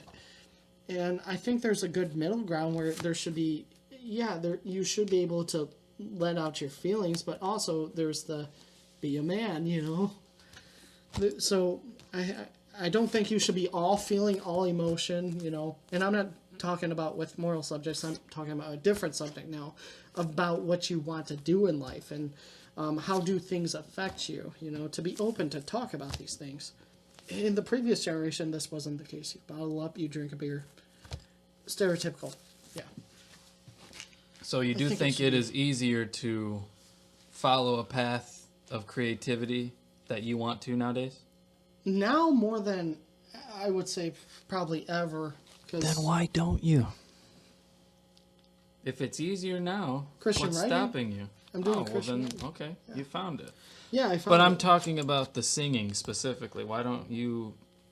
Do you still want to pursue that? I think it's something that was so pushed down my throat to not do that I just started to hate it. Have no interest anymore. I don't have no interest anymore, and I think that's the sad thing with kids is that when you're told that what you want to do in life, normal things, and I'm talking about not psychotic things, but to be an astronaut, is the typical one, or what's something, or a computer programmer, someone who likes to build 3D images and maybe work for Apple one day. I think you should always have that goal in mind, to have the absolute absurd goal. That's where you just keep reaching for it. But yeah, when it was suppressed, when singing was suppressed in my life so much, I just didn't find a love for it anymore. But suppressed by who? Just family. Just family. Just think I'm weird, So, like, another thing I loved to do was poetry. And, in school and stuff like that, people thought it was gay, because not a lot of people are... I always had the more... I love gardening, flowers, poetry. Because I'm not afraid to show... I'm not afraid now to show who I am, what I like to do. Do you think it was harder when you were younger compared to now where we are? Well, yeah, now, because I don't really... I mean, I care, but I don't care as much as I did back then. I mean, do you think the curve has changed since 2002 or 3 to 2021? Do you think it's easier to show emotions and do what you want now? Without caring? Man, in the school system, I don't know. I would say it depends on the school, because they do have school for more creative thinkers. Like, they even have a school for Minecraft now. Like, over in... Are you serious? Over in Sweden. Yeah, you can literally, if you want to, become a Minecraft YouTuber. That goes a little over the top. Yeah, you can pay for your kid to be a Minecrafter. I think that's a little ridiculous, but of course with everything it's somewhere over in Europe. Sweden, I'm thinking, because where it was created. I'm looking it up here. Okay, because yeah, we can't afford a Jamie. A Jamie? Who's a Jamie? Someone who looks up stuff for you while we talk? Oh, shoot. It's a new word that I'm using. Could you hire me? I'll just be in the background, just... Dude, I love looking up, that stuff, fact checker. Is what you call it, wrong! You're wrong. Well, the reason it helps having a third person doing it... Did you just seriously find it? ...is so that the conversation doesn't break. No, this would be cool if one day you could actually show on your laptop what's going on. That'd be so sick. But is this the school? How to actually enroll? Get started. Oh, no way. This is like a Minecraft education edition. This is an edition of Minecraft. Now... Explore 500 lessons, immersive worlds, challenges, and curriculum all at your fingertips. Now, this is not for... I don't think this is for the high school. So, elementary... I don't think this would be wrong for elementary. Perhaps, as an extracurricular thing. Because Minecraft actually teaches you to be able to put puzzles together, match things up. Good for someone who is going through the ages of 5 to 10. I don't think that would be a bad extracurricular thing. Because, I play Minecraft today, and it really explodes my mind on what you can do. And it's to create creative thinking. But, I do think math, science, English should be a part of the curriculum. But that does have math, science, and English in there. So, you have to read to play Minecraft. So I do think they teach you the core fundamentals. Well, that's good. 550 lessons, but... 2 blocks plus 2 blocks equals 4 4 blocks. blocks. Yeah, you have to divide the blocks and to create logs and stuff like that, yeah. I've played the game once or twice, so I don't have nearly as much experience in it as maybe you or someone else. That's my most favorite game. That's how I know about this school. It's your favorite game? Minecraft? Yeah. Oh. And Number that's two saying would- a lot because you have a lot of games. Yeah, number 2 would probably be Skyrim. Okay. Yeah. See, Which I was everyone would always say I always Elder Scrolls. geared toward the racing, war, kind of the jock game. I like to call them jock games. Jock Even though I don't really think of myself as a jock. Yeah. More like the douchey side of I like NHL. Yeah. brain dead games. Yeah, that's Yeah. yeah. Brain dead. Yeah. But fun though. To me. You know, the one thing about Minecraft is, I think this is what, there's no scientific study, this is just my study. It focus on a certain creative thought of your brain. Because Minecraft is not fun if you don't have creative thought. The more creative thought you have, and I'm not just pointing fingers, no, it's to help you get creative thought. Because there is almost endless, there's a lot of things that you can do in Minecraft if you know how to do it and can have that creative mindset. Like someone built a computer on Minecraft with redstone because it's really in depth. You can use electrical contraptions, wiring. Oh. And there's also mods too that you can eventually end up making generators if you're scientifically smart enough. But yeah, the things that you can do with redstone is insane. All I know is I don't understand that reference. redstone is just like wiring, electrical wiring. Oh. Yeah. Okay. So you can open a door with a button, which basically that's all I know how to do, or a pressure pad can open up a lava trapdoor, stuff like that. Okay. Yeah.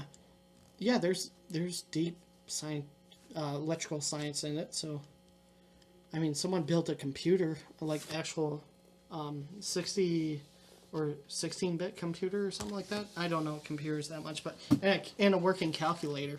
Really? Mm-hmm. Wow. So if you're smart enough, yeah, That's impressive. that's why I like it. So back to the suppression scene. The other one was, I'm trying to think of the other one. Well, do you have any? And then I'll think of the Yeah. lost thought. I would say, in terms of suppression of creativity in my personal life, music is a big one. Who like? No, I mean just like trying to write and perform, Oh. find places to perform, especially being in a small town like we are. But did anyone said why can't you be normal, or basically just yeah, I had a lot of parents saying you need something to fall back on, yeah, which is something everybody says. but you see that. But my argument is, what if every artist Gave up. just went and did their fallback? We'd have no music. We'd have no creativity. Yeah, you have to Well, find who's that your perfect favorite medium. artist? Boston's a pretty top. What if Boston was just this isn't really fun. The groupies, Yeah. getting paid millions of dollars. I just want to go be janitor. Someone would replace him. Someone who is just right there. But if everybody Yeah, thought if that way, every rock band or the world would be a very gray mundane. place. Yeah, I call it mundane. That's like a perfect word, just boring. And in my opinion, you either go full steam ahead, 110% toward your goal, or you're never going to reach it. Yeah, and I think that's biblical. That's the thing about Christianity today too, is that which crept into depression. I didn't see the difference between being a Christian and being an outsider, other than the fact that there's morals to it. But I didn't see a purpose in my life that, being a believer in Christ, I didn't have a purpose in the church. I didn't have a purpose in life. I was only seeking to go to heaven. And that's one of the problems in the church, is that pastors are not, at least within the churches that I've been around, pastors are not seeking out your talents to make that to see that the purpose in your life is your talents. You can use your music for God. You can use, whether it's singing. I think it was Miriam, Moses' sister, was heavily with the tambourine, or she was a musician, and she used that talent for God. There's not only that, there was masonry. There was, when they were making the tabernacle with the fine linen, they had and I was starting to see that, oh, these people are specialists. Everyone is unique in the kingdom of God. And it's what you enjoy. Just put it to that standard of living for God. For me, writing, writing can be a form of a sin if you make 50 Shades of Grey, or writing can be a form of holiness. Can I see this folder real quick? Yeah, sure. Do you mind? Yeah. So, it's absolutely good to have everybody doing what their talents are, having creativity. As long as they apply it to the standard. Now, on the extreme end of that, what if everybody only did artsy, creative things? You would have no one to make this folder. Well, that's a talent. Some people like to make But I'm things. saying I wouldn't say it's a talent. This was made probably in a sweatshop in I was talking about southern Taiwan. Well, what we would see is naturally grafted of leather or something. It would be expensive, yes. But in this society we've set up, everything's mass produced. Stuff. Yeah, and cheap, it doesn't. mass-produced. It's not made with care or love anymore. Yeah, most things. I think that's because of the money doing with the trade. Because the best thing about it was, with trade, it came tit for tat. Because if you had high quality stuff, you get high quality stuff. Did you just say tit for tat? Tit for tat. It's Now explain what that is. You get what you receive. Yeah, it's what my grandma used to say. It's tit for tat. You get what you get in return. And so, like the system with money and with trade. So everything back in the day was made handmade. And it was traded. So you would trade your handmade goods for handmade goods. You would see, like, and you would say, well, how would that work if everyone made handmade stuff? Well, some people were better at making folders, paper, and you would say paper. Well, yeah, you have to use certain chemicals. And, there were certain blacksmiths who were better at certain things. You would just find your talent, things that you're able to do. And so you could use that to sell that. Some people could not make chairs as good quality as to, paper. So you would trade your best thing because you can make a lot of it, trade it to the people that needed it. If people needed paper because they were writers, they would trade you chairs, maybe. And you enjoyed doing it. You enjoyed doing it. And in the return, you would get a high-quality chair. It's not like that today. So what is like today, because of money, you work at a job, and then you keep working at a job, and the more you work at a job, you may get a higher quality stuff. But that's the thing. Even the higher quality, in order for you to get hand-stitched quality, that's very hard to find. When something is directly hand stitched, and very expensive. You're looking at Ferraris, so you're looking at Lamborghinis, you're looking at Rolls Royce. Who has $2 million because it's hand stitched? If you're looking at furniture, and you just hope it's hand stitched, because computers nowadays can make things look hand stitched, hand stitch isn't always perfect, but that's what degrades the value, or but hand stitches. I think it's what I prefer, because it's your personality's into, rather than a computer. Everything's all generic and boring, but it's cheaper. Right, and that's the key.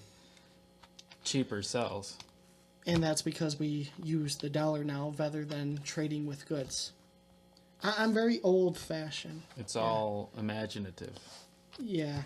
Well, it's the money is the middleman, and that's the thing. It gets you to work more. If you go back to the 1700s, what was our founders largely into? Inventing. They were not, Benjamin was a part of the newspaper company, but he was also a huge inventor. Thomas Jefferson, I don't know what he did on the side, but he was also an inventor. What Same Jefferson as George. did on the side? Yeah, which will work. I have an I idea. I think Jefferson was with crops, but Oh yeah, he was with crops, all right. I wonder how he cultivated them crops. but Allegedly, or maybe proven. I don't know. I think it's proven. Yeah, but At least on Family Guy, it was proven. I'm on the biblical side that slaves are not bad. Slaves are not bad to have. It's the master who makes it bad. Because we as Christians are slaves to Christ, who is a good master. Yeah. Okay, you're gonna have to explain yourself on that. So you just said slaves aren't bad? No, slaves aren't bad. It's the master who makes slavery bad. How so? So, Because that's a pretty radical thought, especially in our day and age, man, to say so in something the like Old that. Testament, we see slavery. And slavery was a way of form. You know, if you didn't have no money, and a lot of them, some didn't have a family, and so you would go to an owner, and you would commit yourself to be a slave for them, and they would take care of you, food, water, shelter, and God give these principles that. But under these principles, well, you also lost your rights, but your rights were given by the owner, you know. And the biblical slavery, you know, after a certain amount of years, you could commit yourself to be a slave to him forever, and that became to a form of branding, like a cow, because that was your commitment. That was because you would see it that the owner was so well taking care of you. You know, he fed you, he clothed you, he gave you stuff, he allowed you to have a family, and it was an easier way of living because you didn't have to take care of yourself. He would take care of it for you, and you in return would just work it for it. You know, and you can, yeah, so in any way, we are a slave today. We look at businesses, they call us workers, and they are called bosses, but it's really, he's the owner, I'm the slave. The only difference is you get to back out from it. But what do people, doesn't it look bad when you quit a job? Yeah, because you committed yourself. You signed a contract, which is how slavery is. You signed a contract. You make a legal agreement in front of 2 or more people, where here you just sign papers and someone finalizes it, you know, W-2 forms and all that, and it goes to the government. But you are legally bounding to show up at a 9-to-5 job every day, and you in return get paid so you can be fed. You know, the money's the mill maker. Back then it was, here, I'll bring you bread, I'll bring you food, I'll bring you, what else do you want? Do you want furniture? Stuff like this. Slavery's around today, and it's a good thing. You're a servant. You just can back out. So And what's that's the difference between slave and servant, or are they the same? The difference between a slave and a servant is a slave is someone who, well, the American form of slavery is someone who doesn't get paid. The biblical form of slavery is someone who is taken care of while they're giving their rights away to the owner. And the owner gives you the rights. And people find that to be offensive, but isn't that what you do when you go to get a job? Can you not say everything at a job? No. Do you have to dress a certain way at a job? Sometimes you have to tuck in your shirt. Sometimes you have to say please and thank you to a customer. Sometimes you have to always have a smile on your face and do all these things. It's the same thing. And a servant is someone who gets paid, or someone who does in return. It's a lesser form of a slave. A servant is still considered to be somewhat of a slave, but he has more rights. Yeah. Now, our definition of a slave... It's a nice way to call a slave a servant. Our definition of a slave is more or less like being forcefully taken. Yeah, forcefully taken, yeah. Which that is a... And if I recall, there's a verse in the Bible that is completely against that, forcefully putting someone into slavery. Well, yeah, a lot of it was... The extreme thing I found, I don't know if it was in Leviticus but it was dealing with, after so many years with the owner, if you like the owner, you become branded, and that was your sign of oath. And you know how painful. I'm talking about like a cow branding, like a sign on your. I can't remember if it was on your wrist or hand, but it was just it was a foreshadowing of Christ, that the good master, and the loving slave to his owner. Yeah, slavery is dependent on who owns you, and that's the thing. In America, we see slavery as bad because it was forceful and it was abuse of ownership. And now we have this whole confusion that slavery is bad, when it's a good thing for people who are nomadic. At the time, there was a lot of nomadic people that traveled to get away from or to seek refuge, and Israel was within the camp. If a Gentile were to come in, he would be sanctified, circumcised, and brought into the tradition. Also, they would be fed, clothed, and taken care of in return for work. It was tit for tat. Yeah. And it sounded like that they had a good life, because some of them would commit their life to slavery because they liked the ownership, and that's all they could do. Right. It wasn't against their will. It's just that's what they wanted. They didn't want to go and be independent on their own. They liked that they were taken care of and a part of a family. That's the thing too. Slavery, I think, also you became a part of that family when you had no family. Kind of like us, I don't really say that I have much of a family. So in those times, I would probably search to be a slave and to become part of a family. But sure, yeah, if he's a bad slave, if he's a bad owner, I mean, it's just like today. I've left many jobs because of bad ownership. Right. Good topic.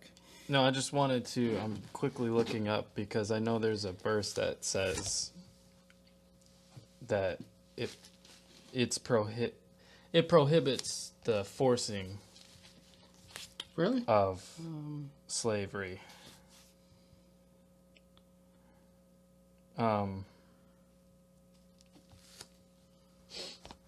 It's somewhere in Exodus. I was just trying to look that up. Okay, so yeah, it was Exodus. Well, yeah, that's the whole understanding of slavery. When you read it in the Bible, you might get confused because you're taught that slavery is bad, when in reality, slavery is not bad. It's only bad when the owner is bad or has bad intentions. So, Exodus 21, verse 7 kind of touches on this. When a man sells his daughter as a slave, she shall not go out as the male slaves do. If she does not please her master, who has designated her for himself, then he shall let her be redeemed. He shall have no right to sell her to a foreign people, since he has broken faith with her. Yeah, there were certain laws and things that you couldn't do. You couldn't just give her up to an unknown people and to be sold, and so she could be misused. Right. Because, yeah, to an unknown people, who knows what they could do to her. Yeah. Whoever strikes a man so that he dies shall be put to death. Yes. So you can't just strike your slave, kill him. Yeah. Like America did. They treated slaves horribly. Mm-hmm. And they took them by force.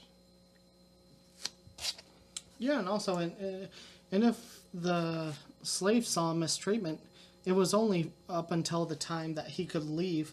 It was his fault that he went into agreement with the owner, but after so many years to his agreement, he could end up leaving and see him for mistreatment. Slaves had rights. There were rights. The person's a human being, but he was also committing himself that he was part of ownership. So he gave some of his rights up. Right. But it was to... It was not like American slavery where... It was because he had no other options, and he needed to be taken care of. Or that they not just to be taken care of. They just like that type of life. Not everyone likes to have, you know, to be able to take care of a household, sheep, land. You know, if you're taken care of by a good master who feeds you, who clothes you, who gives you all that you want in life, you know, some people want a simple life, just to have family, food. You know, some people don't want to go out to the big adventure, and that costs more.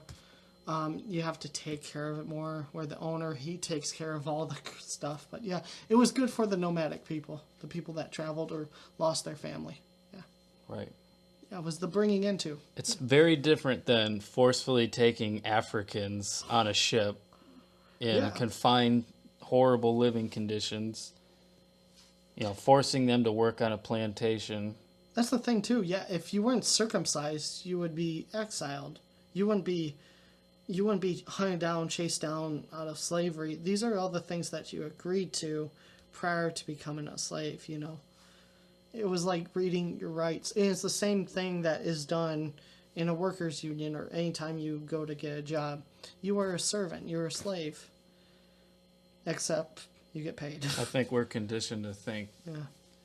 that we're not slaves. In reality, you know, we probably are, you know, Well, no, yeah, we are. to an extent. Like, money, like you said, is the middleman. It's the imaginative thing that keeps us in line, that keeps us thinking, oh, we are free, when in reality, the dollar doesn't even mean anything. It's just a piece of paper. Well, that's why it's the middle agreement. I don't know how it can stand really, because each person has to say that this dollar is worth this so much, and each person's perspective of a dollar is worth more or worth less.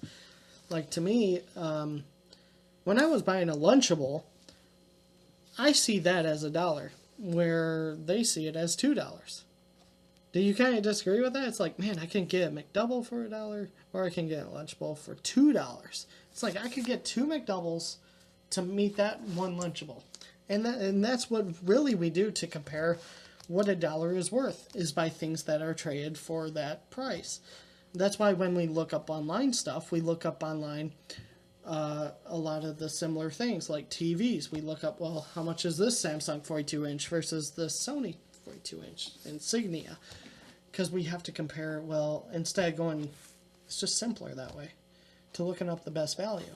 Hopefully we get sponsored by Sony, Samsung, and Insignia. Or copyright infringement, yes. Oh, yeah. We also might get copyright infringement to Alex Jones. Or who knows, we might get sponsored. Shoot, I had Mitsubishi give me a thumbs up on one of my videos, so. The actual channel, Mitsubishi? It was his son, I think. I don't know. It was one of the CEO's Mitsubishi son? He gave you a thumbs up? Yeah, it was Mitsubishi son. Yeah, it had 2,000 videos, and I was kind of scared because I was like, oh no, he's going to copyright. He left a like. The Yakuza are thumbs upping your videos now? Oh, you know what? That could be. Yeah. So anyway, back on I thought that was pretty cool. real, you know, going back to like creative suppression. You know, as I was saying, I have ADD. So. as I was saying about like music, yeah, I had people tell me do a fallback and go to college and whatnot, and I did briefly, but you know, I've realized after high school and during high school, I have a hard time concentrating in a classroom setting. Mm-hmm. So moving around on a drum kit, I felt right at home, or moving around on a guitar felt good, singing felt good. And I used to hate all that. I used to hate playing music at one point in my life. Yeah, because my mom would take me to guitar lesson or piano lesson. She took me to acting lessons at one point. Wow. When I was a kid. I mean, not serious acting lessons, but when I was a kid. But and still. I hated it.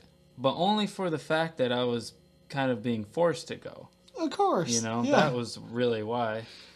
And now I absolutely regret not going through with a lot of that stuff, because I think it would have progressed me as a musician now, for sure, if I would have stuck with it. I do feel limited in a sense because I don't know a lot of music theory. I just play by ear mostly. Didn't Jimi Hendrix do that? Yeah, but That's the era. Yeah, they want people more. I'm going to offend a lot of people saying this, but even he was limited, especially compared to today's guitarists. He cannot do what a lot of today's guitarists could do, which is not bad. He'd probably say the same thing. It's not bad or good. I'm just saying, not knowing music theory, I mean, some of the guitarists today can just, it's absolutely mind-blowing the compositions they put together, like Steve Vai, Tosin Abasi, Guthrie Govan, just to name a few. Like, those are some professional dudes, they know their stuff. That actually doesn't use repetition and actually uses story-based, or not story-based, but actually it's just not repetitive motion trying to get to the conscious with what hitting the F note or whatever it is. Because that's what radio music now, they try to come up with studies that, this note is what people like. It's rather just speaking right with inspiration. Whereas a guy like Hendrix... Inspiration is what we're hitting on. A guy like Hendrix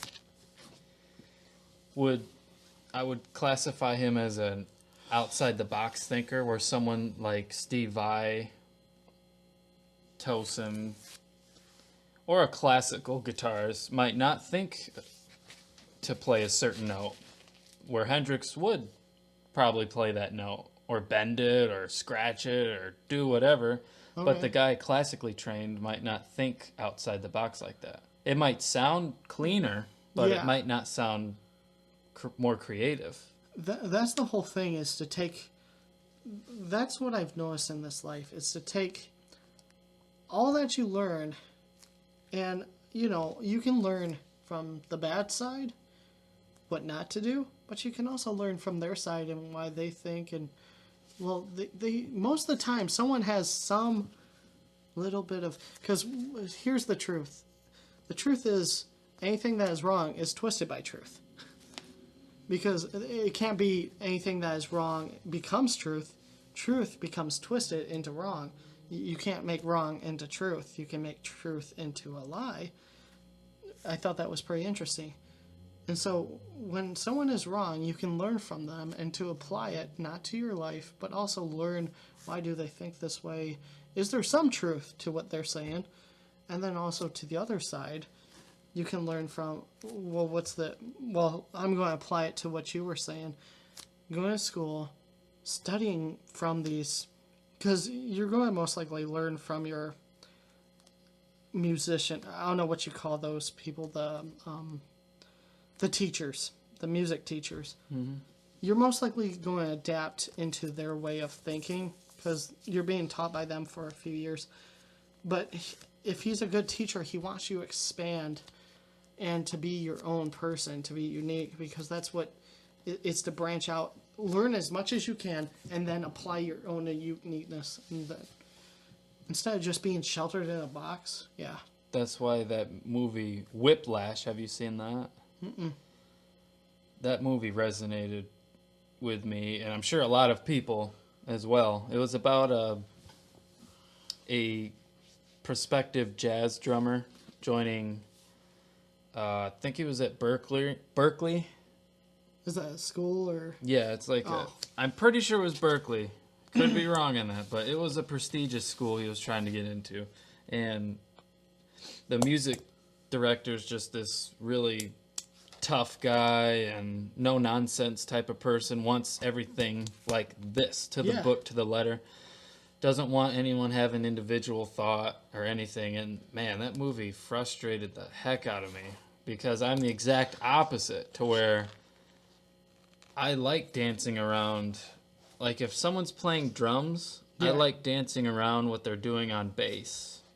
And I like going around, like, if he's just playing, like, for instance, like a beat like this, like, a bass line would be like, boom, boom, boom, boom, boom, boom, boom, boom, boom, boom, boom, boom, like typical. Uh-huh. But to me, it's more fun having a simplistic foundation and expanding on it. So you have like a beat like bum bum bum bum bum bum bum bum bum bum bum bum bum bum bum bum bum. Starting from basics and working up. Yeah, you know. Yeah, and each person is different. To that, like some person might start from the top and work the way down. Who's to say that they're wrong? Right. As long as they can do it, you know. The problem is like that person is the step by step of how he learns, and he thinks that the other person's mind is the same.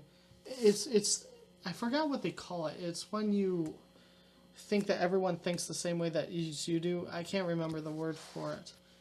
And I used to be like that, because Almost like narcissistic. I don't think that's the word. It's just I'm human, you're human. I understand that there's individuality, but we all think the same, if that makes sense, which we don't. And for me, it was because I wasn't around a lot of people, and just because you do a lot of things that are different than what I do, just with like, you know, how you it's just like I'm trying to give a good example. Like, it's not that you do things differently, it's that you do them in a different order, and that's with everyone that's different. Like, you know, I'm trying to give a good subject, but it's just out of the blue things, like, you know, the way you're doing chores. I'll be like, that's weird. I usually do it this way instead of that way. Yeah. And Or like shutting a fridge. Some people use their back foot, or you know, back yeah. of their leg, their hip, elbow. Do you use your hand or? I like coming up with different things, actually. Oh, okay. Now that I think about it, just like sometimes I'll just, when I go to shut it, I'll like push it really fast and then let go, and that like stops it, and then it shuts slow. Do you do that with cupboards sometimes? Like, you'll go to shut a cupboard. This is what I'll do. I'll like shut it, and I'll like go fast and then stop, and then it'll almost like it has a hydraulic stop. So I'm like this, Yeah, and then you stop, and then it just like slows. See, for me, I'm cringing because that's not me. For me, I'll give you an example with this refrigerator. I like door. to set things slow. Yes. Watch. So like, Okay, I'll so go minus the cans. you just blow against. So like I'll go like, yeah. What? Okay, so he goes to shut it really fast, but then stops it really slow and Yeah. it shuts. Well, sometimes. It So you almost make a game out of it. yeah, just kinda. like, Like, that's not the shut best it really example. fast but slow. The cupboard's Yeah. a better example. It works a lot better. Well, yeah, because they have that little notch where there's it's weird, the halfway point where it goes fast and then slow. Yeah, I can see that. Yeah, for me, when I open things, I slowly open it and then I slowly close Sometimes it I'll at do the same that too. speed. Yeah, sometimes I'll do that. I just do that, and then I push on it a little bit to make sure it's firm. Yeah, it's just being individualistic, Yeah. you know, and just And going experiences. against normal stuff. Because the experience I saw is all those cans fell, which I'm used to having a lot of stuff in the drawer, so it's like slowly open it, slowly shut it. But maybe that's my dad ingraining me into not break stuff because I would get in trouble. Right. So yeah, it's just how you're raised too. Is how you do things too. It's how you're raised. Because if you were raised in the same, maybe you would adopt the same principles too. A lot of it comes down to laziness too. The way you do things, you know, Yeah. if you work harder, not smarter, which is something I'm extremely guilty of doing, like just because there's a right way to do certain things, and I just don't do it. Are you saying because you're lazy, you end up working harder? Or... A good example would be when I drilled a hole for my dryer vent in my basement through the wood. I don't have an impact drill or driver, Yeah. which has more torque than a regular drill. It also punches it. It took me 4 hours to drill a hole about 3 inches wide. With an impact, it would have been Oh, man. like 20 minutes. if that. But me being lazy 4 hours? also cheap though, because I didn't have a lot of money to get an impact, but I think that was a lot to do with it. is that the right word? Impact? It's like a certain drill that has more torque than impact. It turns but also punches while it's turning. Okay. Because it kind of forces its way. That's what I meant. So that's impact. I'm pretty sure that's what you would use instead of a regular household drill. But I got it done. Like you use an impact for wheels. Right. Yeah, impact wrench. Yeah. Yeah, exactly. But I got it done. It just took really long. Longer than it should have. It probably wore out your drill and end up costing you more in the long run. Maybe. I don't know. I had to take. What brand was it? One reason it took long was because I had to take breaks in between. It was getting super hot. What brand was it? Hopefully we don't get sued. No, this is awesome. We're going to sponsor them. Oh, no, yeah, because it lasted. It did do good. Yeah, it was Ryobi, I think. No, it wasn't. I don't remember.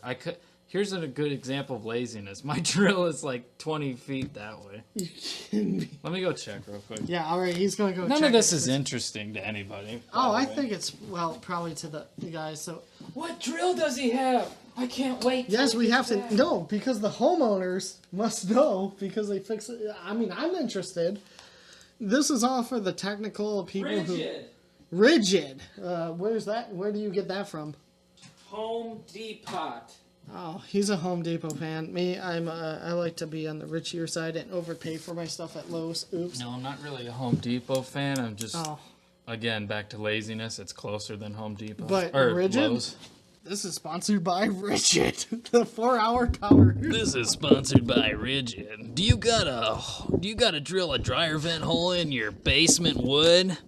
Buy Rigid. You might have to take a 4-hour break in between because our drills get super hot like the sun, but you'll get it eventually. Rigid. I don't know. But yeah, no, it was it did the job. Man, I can't Just believe took it. longer.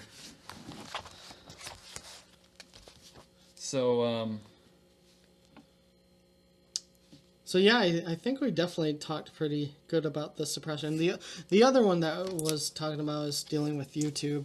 I was strongly invested into YouTube. I ended up making some money off of it, but never got a paycheck because then they end up being bought out by Google, I think, and they put restrictions on who gets paid, and so I think a lot of people know about the issues with YouTube now. But I produced, I think, how many videos did I end up doing? Somewhere I would say 150 videos in a span of 2 years or something like that. Hours of videos. And what were these videos about? These were back when I was, pretty, And go ahead and plug your channel. Oh yeah, my YouTube channel is SkintChimp. SkintChimp, and it was during a time before I was strongly Christian, so you can get there's 150 videos of gaming, guns, cars, all the stuff that was in my previous. All the guy stuff. Yeah, exactly. And so yeah, I just love technology, how to build things, how things work, typical guy stuff, I guess. And it's funny because the last video I put up on there before I stopped was how to be saved, I think, and that's where I left YouTube. And I didn't do that intentionally. I was expecting to come back, but I never did. Maybe this is a restart. Yeah, I mean, it's never too late. Yeah, I like podcasts, yeah. Talk about Christian theology and issues in the world of Christianity and modern America. Because this podcast is geared more towards a plethora, whereas what you could do is just specify it to the subjects that you've been interested in. Yep. I just want to have a lot of people on with different perspectives. You probably would do good having just like specific things. Yeah, this is going more off a thought base. That's probably why I didn't do too well with Christian legalism and given my defense for it, because I'm kind of going through it briefly because it's his, podcast, but I think I did okay for a first start. But yeah, if I ever start my channel, it'll definitely be a Christian podcast. Christian legalism will probably be my first video. It'll be more in-depth look at. Anyone interested? That's SkintChimp, correct? Yeah. All right. And you're Joe Smith. Right? Allegedly. Okay. Allegedly. Wasn't that what was your old last name before this? My old YouTube name? Or, yeah, didn't you have a older... The Urologist 1. Okay, is this the same channel, or... No. Oh, okay. Yeah, I deleted that channel. Oh, you deleted it. Okay. All right. Per a lot of YouTube flags and reports. Yeah, definitely won't happen No, to I'm this just channel. kidding. I'm just kidding. I never really got flagged. Oh, I okay. just wanted to start fresh. I'm surprised I can get flagged for any Christianity stuff. Yeah. So I want to end with a couple more subjects, if that's cool. Oh, I You love. got some time? I think We've probably been doing this for 4 hours. 2 hours and 31 minutes. Is that all? The last podcast, the first one ever, the last one. The first and the last, the beginning and the end. The first one Okay. was an hour and 49 minutes with Kevin. Okay. So we've already beaten that record. All right. Yeah. I mean, thank goodness to Powerade to get me through it. Powerade, oh yeah. Sponsored by Powerade. All Arby's had was a 44-ounce cup, and I said, I don't think it'll fit in the F-150, and I said, oh, it's going to fit. And it did fit.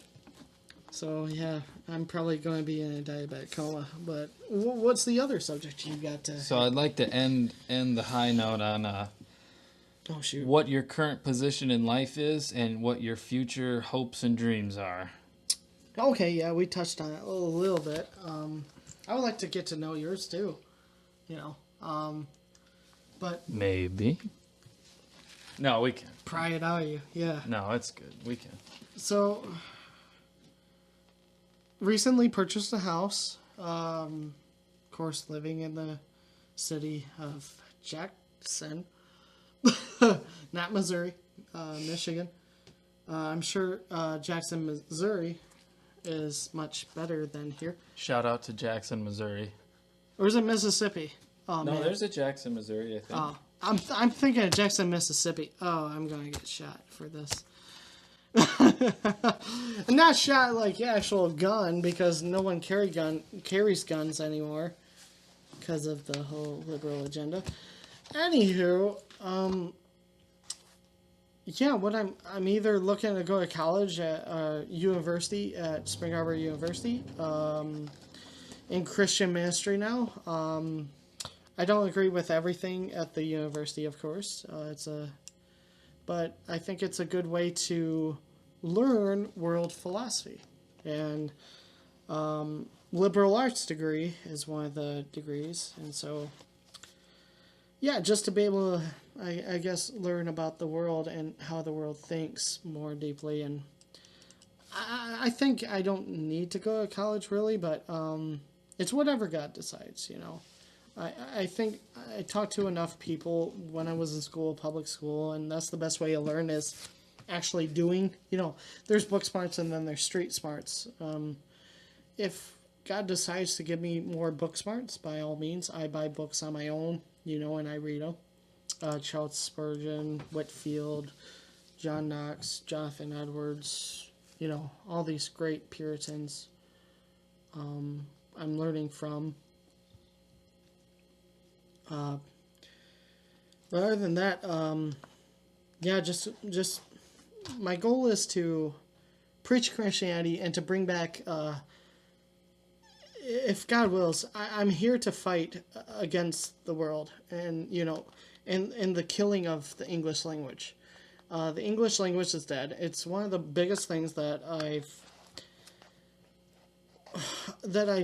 within the past few years, hate. I hate everything dealing with about the English language today because of the political correctness, where one word means multiple words. I didn't do well in English language, of course, but I got an A in French, which makes no sense. You live in a country for 26 years of your life, or, well, I was 18 at the time, high school. And I get a D in English, but I get an A in French. And I went up to my teacher one time and said, "How is this? I only spent a few months and I didn't go to France, and here I am getting an A in French, but a D in English. And here I am now wanting to write books with literature. I did bad in literature in English, but it's stuff that I'll explain more about. That it's dealing with liberalism. Liberalism, they take part of the truth and then they just twist it. The part of encroaching on other people's rights. They believe it's total free thought, encroaching on someone's rights, and it's just taking the words back to Christianity, true meaning of the word.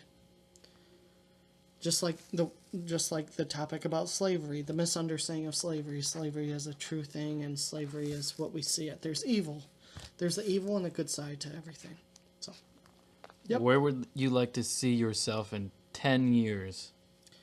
Hopefully successful. Hopefully doing the will of God, but enjoying doing that. I hope that in anything that I do, it becomes fruitful. I don't know how far, but anything that I do, it is good. I hope that is good. So what I'd like to see myself to be in 10 years is hopefully a pretty well-known Christian writer. That's the end goal. Okay. Yeah. And I hope that the world changes, because we're dealing a time where America is under judgment. So, what I think I'm going to see myself in 10 years, probably in prison, and not for doing what was wrong, but doing what is right, and that's holding to the truth in Jesus Christ. Because James Croats of Canada, pastor, just went to prison, and same as John MacArthur, he spent a few weeks in prison. So, and that's liberalism today, that speaking the truth gets you in prison. So in 10 years, you'll either be in prison or writing Christian books. Or doing both, writing Christian books while in prison, just like Paul. Yeah, very good possibility. Wherever God decides. But I do think there's an expected, with the time that we're in America, it's a time and a season for judgment, and with tribulation and Christians. Because not too many people like the biblical doctrine. And so I'm not going to go on the unrealistic perspective that I could be in jail. And I'm not going to go on I'm going to go on the highest end of maybe a Christian book writer, Okay. Yeah. Very good. So, yep. Awesome. Anywhere in between those two. Hey, What about you? What about me? Where do you see yourself in 10 years? Because I don't think I did as well as on the spot. This is an interview question. Where do I see myself, or where would I like to see myself? Both, yeah. Where do you see yourself realistically, and where would you like to see yourself? I'd like to be doing creative things like this full time. Uh-huh. Absolutely. I'm pretty much burned out on working blue-collar type jobs. Not that there's anything necessarily wrong with it. It's just not your thing. Just some people can't do it. And I've done my time. I've worked in shops. I've worked in construction. I've worked in digging graves. Used to work at a cemetery. Would you consider blue collar to be farming? I don't know too much about farming, but I guess it would depend. If you're like a multi-million-dollar farmer, then maybe not. Oh, yeah. If you're sitting in an air-conditioned, lifted, What is it called? What are they even called? There's cultivators. There's getting on the terms. There's the harvester. Harvester of sorrow. There's there's multiple. There's cultivator. There's harvester. There's I'm sorry to take away from you. Big green machine that go fast. There's the ones that spray the herbicide and insecticide. Right. Yeah, those are the tanks though that hook up to your tractor. Or you can actually get a machine that does that, but that's expensive. I mean, if you have a farm where you're I think that's hard. tilling the ground with like a donkey in Afghanistan. Oh yeah, a sower. Yeah. You're probably Blue probably collar. pretty blue collar. Okay. That's like brown collar. Yeah, and that's one of the things I enjoy too. So farming, something small, but So there's yeah, probably some blue collar things. I've that you done like. I've worked since high school. Pretty much just worked, 9 to 5 jobs, and I would definitely like to. Now that it's easier nowadays to be creative, like we were touching on earlier, I'd like to take Technology. advantage of it, Music, it'd be cool to actually do music full time, possibly this full time. Yeah. We can see that you're actively doing stuff. So You're finding ways of how you're going to get there. It's not like this is what I would like to do, and you're just laying in your bed. You're actually doing it. I do lay in my bed for a long time thinking about what I'm going to do. You But got to be a thinker to be a doer. You just, it's a perfect medium. Some people don't think and just do, and then they end up failing more. And some people just think and they just never end up doing. There's a perfect medium to all these things, but so I see that you're doing it. How else? Now, this is a question to add on to the where you would like to be. Mm-hmm. How do you see yourself becoming a musician or of some sort that you would like to be? like a paid musician? Well, what would you say would be the professional name for it, or A title? touring, album selling musician. Okay, so a musician that goes on tours. How do you see yourself getting there? By completely abandoning everything else and going 110%, full steam ahead. And what would you be abandoning? Stepping out of my comfort zone. I'd be abandoning this town, this house that I own. I'd be abandoning possibly my pets, friends. Could you see yourself doing that? I could see myself doing that, but I don't think I could be without the dog.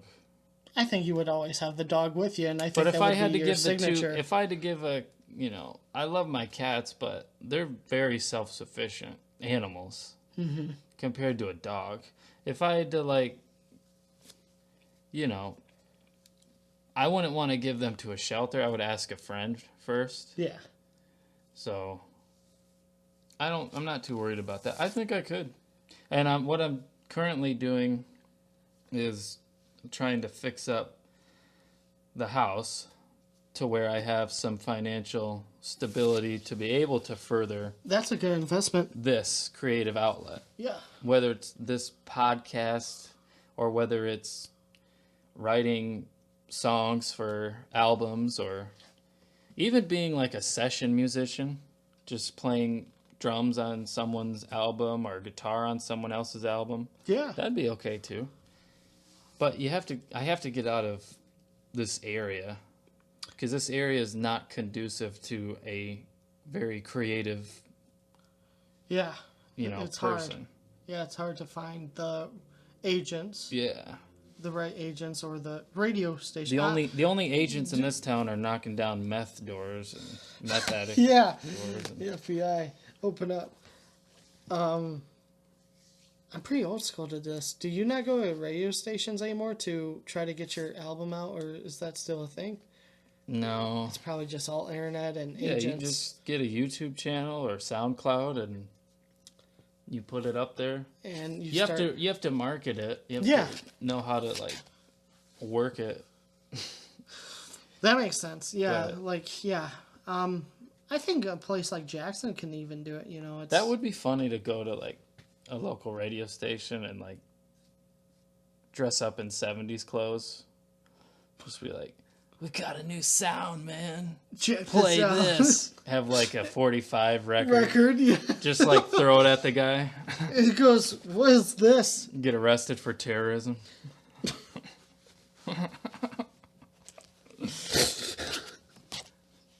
Yeah, I think that medium is pretty much dying and will be dead. Radio. Yeah, Getting your song on the radio. No, now it's all internet. that's Pretty where much. you hit the fans. Yeah, But that's another thing is the market's so flooded because everyone can do it that you'll be scrolling YouTube and see 100 different covers of like a Metallica song. Yeah, and Played by a 10-year-old, played by an 80-year-old. It's like nobody really has their own music anymore. They're just like doing doing dubs. Yeah, dubs or covers or cover of yeah. because everyone has the ability with a laptop and a mic. But there are creative people too, don't get me wrong. There's so many people doing it, it's really hard to break out. Whereas back in 1972, the only way to really break out was radio. How did Bustin' Jeeber get it?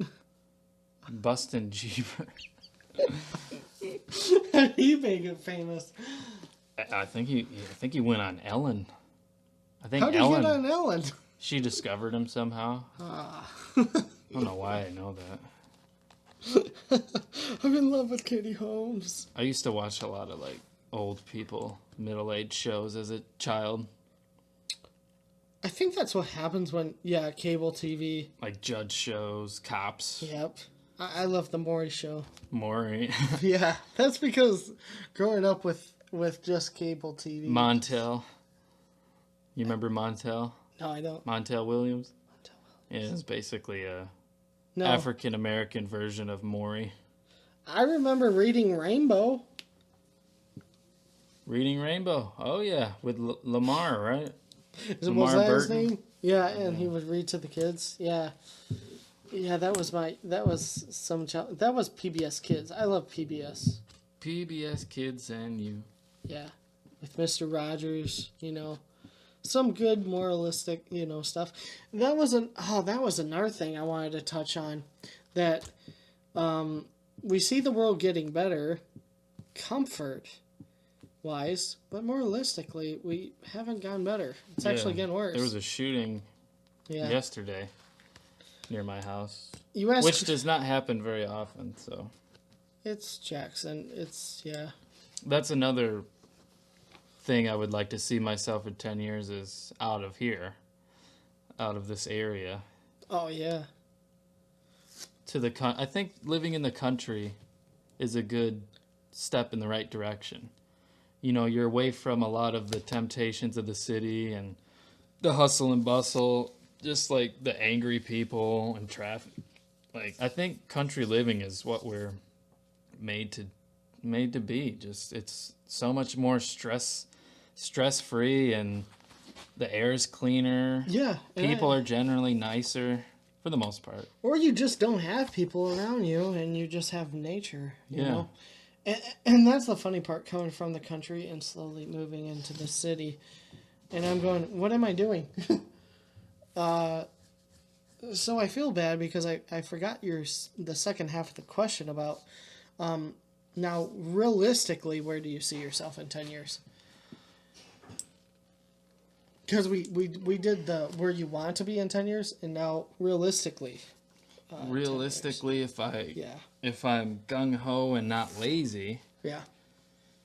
out of Well, realistically, you. Yeah. out of the city Okay. into the country, Okay. either a plot of land or a small house. I don't really want a big house. I could see that in 10 years. That's not too out of the.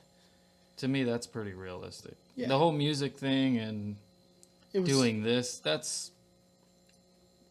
it could be realistic, but like I said, the market's flooded. There's so many people doing podcasts that make your head spin. I know, yeah, and you have to see. There's so many bands. There's so many bands. And that's why I think it's to the point how people become popular is because they just enjoy it.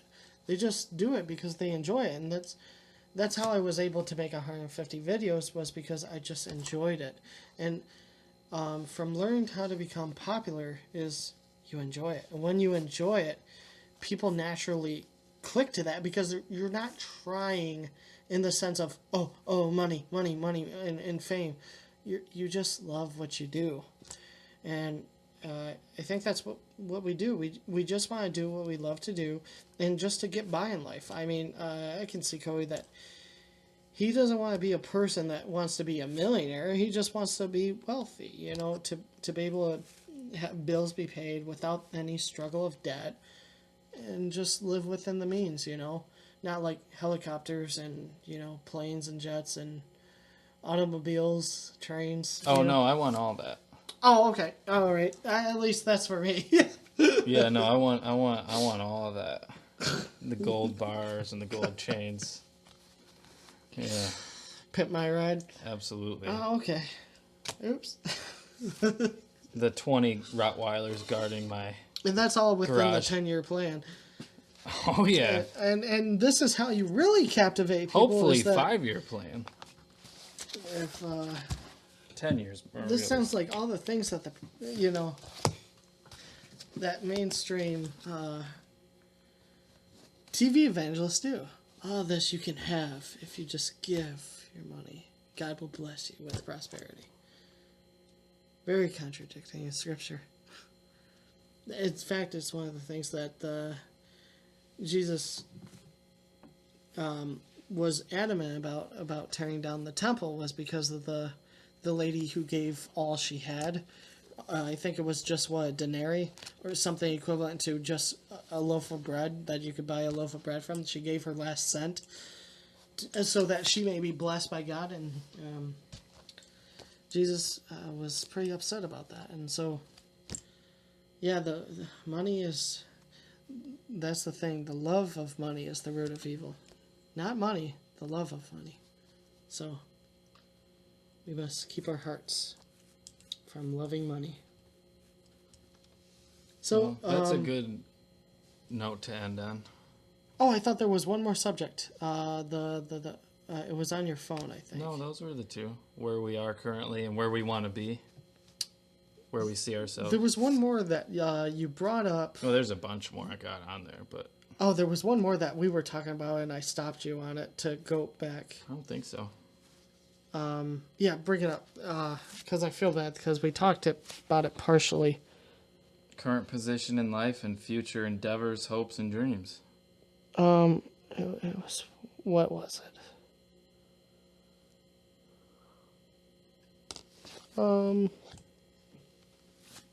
Yeah, well, there was something that you'll see it in the re-editing that we were talking about something, and I stopped you because I felt bad because there was a second half to the question.